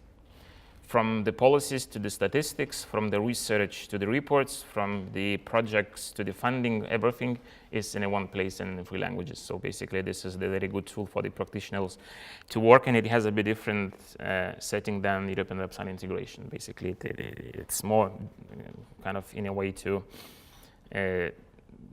be, let's say, not even more practical, but in a way to have very, very detailed information on every single initiative that is going around. And the last thing, which is I think very interesting in Lithuania, is social entrepreneurship is not something which is new in the Baltics, but I think refugee social entrepreneurship is something new for us. So basically we started to develop refugee social enterprises, and now we have one in Lithuania, which is again catering service, and I think this is the best thing to do. And I think we have Humusa Komanda in Riga, which is also catering service. So this is something that also comes from the grassroots level, and I think this is very important element of integration, because this is a very interesting and very relevant communication tool to go to the society and say, look, this is a very new way of doing self-employment. This is not a very new way of thinking about people as not just the people which are coming, in the need of social allowances, but these people are coming to create a working place, to create jobs, and basically to invest. So this is something that we do in Lithuania as well. So these are the things that I wanted to say, but in general, I think that the conclusion should be is that the more you go in details into different integration systems in the Baltics, the more complicated things I see. And I think that, I think overcomplicated all this matter. I think it should be much more simplified. It should be much more simple, that people which are coming to the country, they should understand all the system in place, in one site. Well, basically now, if you want to, even for me to understand the complexity, you have to visit 7 different institutions to make 10 expert interviews, and then you understand, where that person goes, from which institution he or she goes to the other, and all the way around. So I think this is also the problem, and I think this is the price we pay, because we are trying to build these integration structures on the EU project money. Because I think, the problem is that there are many nice things that NGOs are doing, and I really like this. But, at the end of the day, you see that, you have like 15 projects, and they not concentrated on the common vision, which should be much more related to the integration policy at the national or city level. So I think this is the challenge, and then when the migrant comes in the country, it seems that in some of the countries, sorry I have to say it, but in some of the cases, even NGOs are competing for that person. Come to our place. But so I think this is all the problem and the price that really we are paying. And I think the municipality involvement is something which should be considered very seriously, because last week I was in Vantaa city for the study trip, and we saw that it's when a municipality is playing crucial role, then all the resources around are mobilized. And basically, you go to the one place and you will find everything in the one place, or at least in the one settings. I think this is very, very crystal clear that is how integration should work. So thank you. Yeah. Any questions? Yeah. You know that in Latvia, about the relocation program, that a lot of people that are relocated to Latvia are also actually leaving relatively soon. Is it also the case in Lithuania? Yeah, so this is the outcome. So here you have 486 people relocated and 375 who left the country. And from those 374, 29 have been returned back and 17 came back voluntary. And I think this is very important, because the last time when I was in contact with a Caritas in Germany that was in a very small city, I was talking with a person, and it's very problematic. because these people, they're not entitled to any kind of legal residence and legal work there for the next 5 years, and because that's the violation of the resettlement program. And the problem is that these people are hiding from the police, from the ambulance, from any kind of institutions. And most probably, this is the target for the trafficking and modern slavery. And this is we should look more in more details. I think this is, and I think in Latvian case the output is even higher. I think even more people are leaving if you look at this year. So yeah. Yeah, but they're also now returning.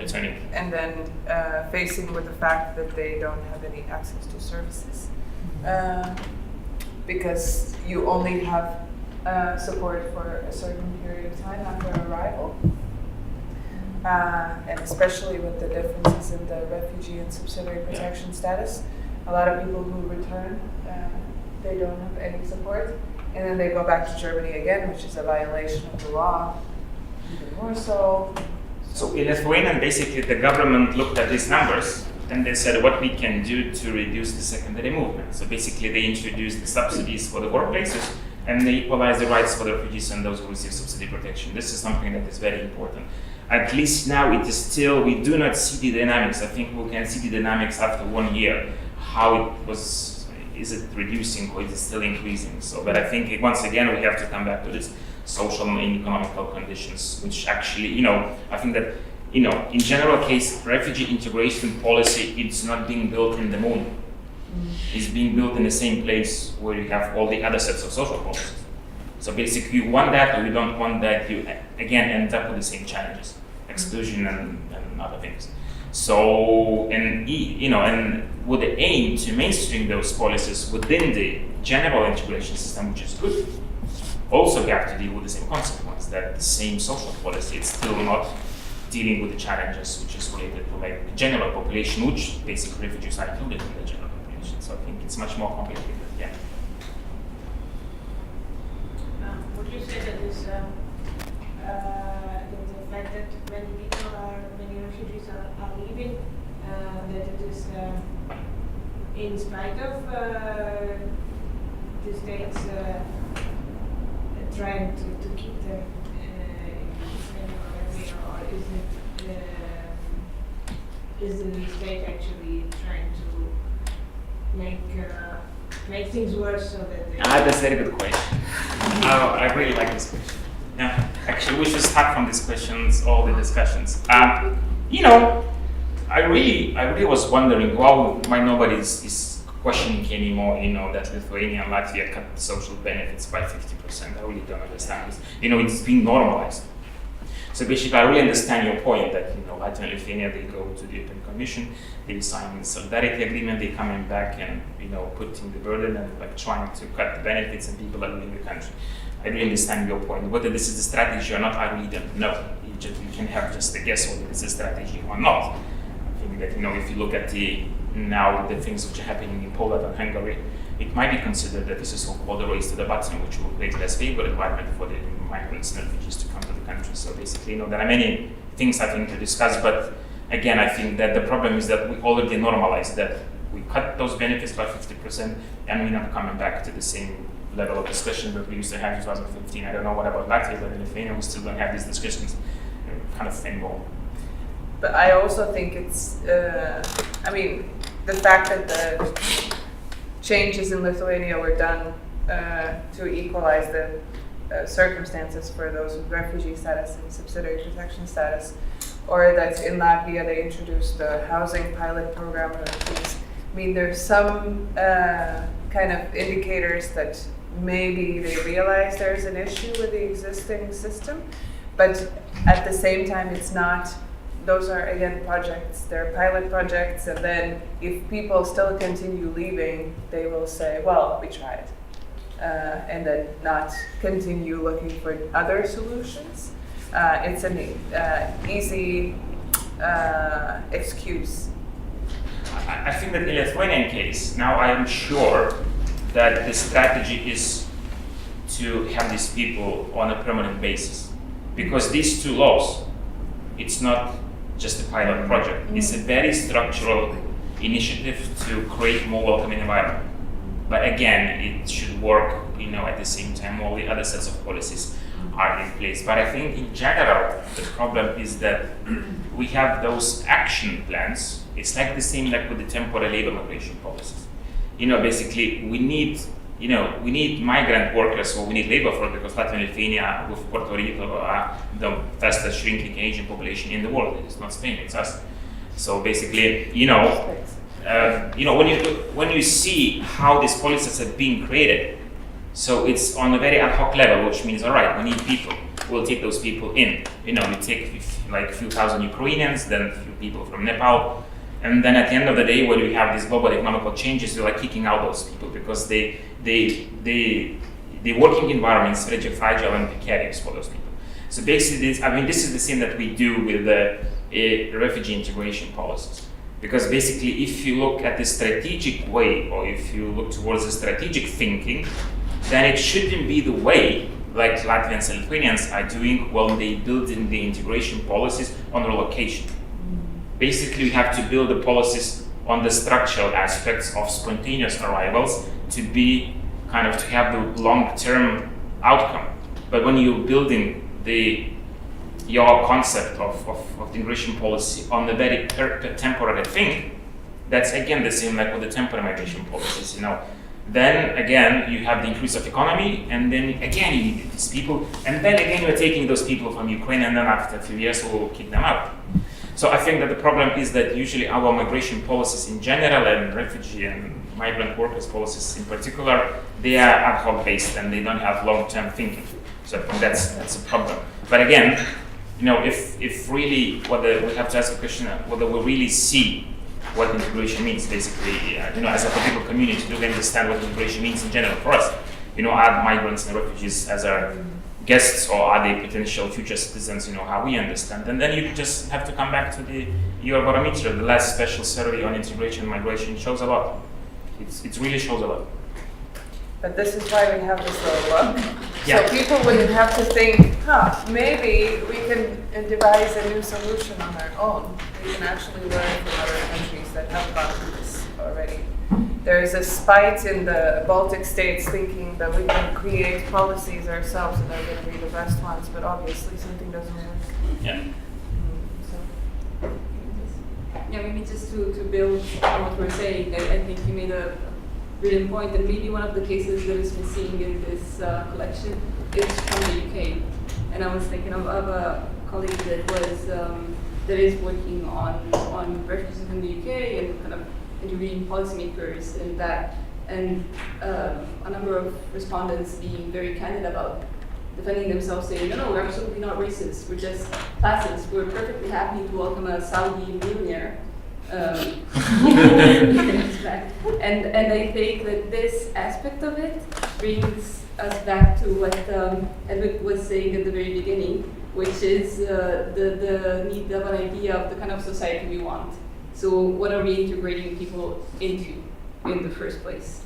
And in this sense, I think maybe sometimes it's kind of like the whole debate flipped on its head, in the sense that mobility, moving to find better life conditions, be it of 20 kilometers or 200 or 2,000, has always kind of existed. What is relatively new and has only been around for 100 years is a welfare system of redistributing and trying to create more equal opportunities. And this and the issue of the Saudi millionaire is that because he doesn't challenge he doesn't ask for any rights, because money can buy you your way out of needing any kind of social services. So I think this is the discourse that we're seeing of moving rights into privileges, and then saying, oh, you're making privileges for this categories, that kind of somehow manages to withdraw or bring us back on the whole issue of getting rights for communities in general. Mm-hmm. Yeah, I really would. I think we just wanted to finish on a very pessimistic way, but I just wanted to, again, to come back to the sustainable development agenda.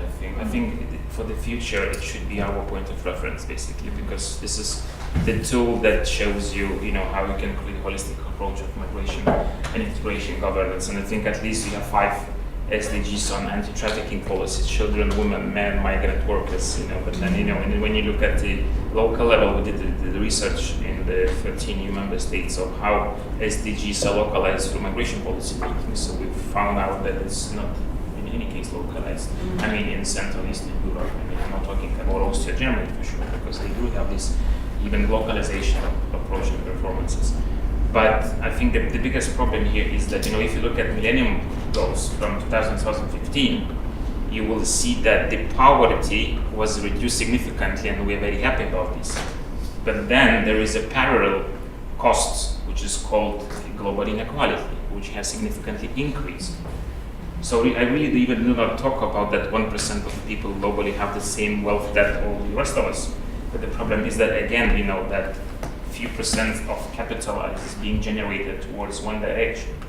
And I think, the movement of people from global north to the global south, and then you see that the remittances are going from the global north back to the global south. I think that's a very nice way to look at it, and if you will be very schematical. But I mean, if you look at the content, and if you look at the people, and when you will humanize the statistics, then you see most probably human trafficking, or slavery, and all the other things which are happening even in Europe, I think. So, and that's not even related to this migration crisis. I think it's related to the nature of, let's say, labor migration policies, where we have many people trapped in slavery in South Europe, in Spain, in Portugal. This domestic here sector of migrant women from Ukraine and from Belarus, and I think that's also the problem, and we do not see this. And another thing that we really do not see is successful refugee integration. Because I think I will repeat once again myself, but in Lithuania, Latvia, and Estonia, we have those refugees which are not even going through the main integration programs. And those are political refugees from Russia, Ukraine, and Belarus. Basically, they straightforward joining the human rights organizations and working against, working for the anti-propaganda movements. So I think you have very huge resources coming to the country, but the problem is that usually we see those who are suffering and who are in need of the help. And the problem is that usually in the countries where we have high levels of poverty, basically we are trying to create the empathy while communicating the poverty. It will not work out. You have to communicate other things to create the poverty, to create empathy, because if you have only the view of the migrant, the poor women and men going with the luggage through the kind of highway, I don't think it's possible to create the empathy for the unsustainable society as we see, like here. I mean, when you have 1/3 of the population living either on the line or below the line of poverty. So I think also the communication should be differently constructed. Yeah, but I think that's another topic. Is it? Thank you. Thank you very much. So I think what we heard today is to think about how to bring the newcomers and the local society together, and I think the Belgian case really showcased how we can benefit also the local youngsters to kickstart their independent life. And then to think about integration of support systems in the general equal opportunity structure in society, instead of bringing out target groups and kind of putting them in the spotlight, but rather mainstreaming the approach. Take the book, take 2, give it to a friend, and we will continue whatever we're working on anyways. Everybody who wants a book, please write us to Freedom Solidarity Foundation. We can send you a hard copy, but we will also have it on the web, and also FEPS will have on the web. So It is already. yeah. It's so nice to have printed. Yeah, Sure, I know, but then you nothing, can send the link to Yes. to your friends everywhere. Yeah. So thank you very much. Thank you. And see you in the field. Oh, yeah. Before.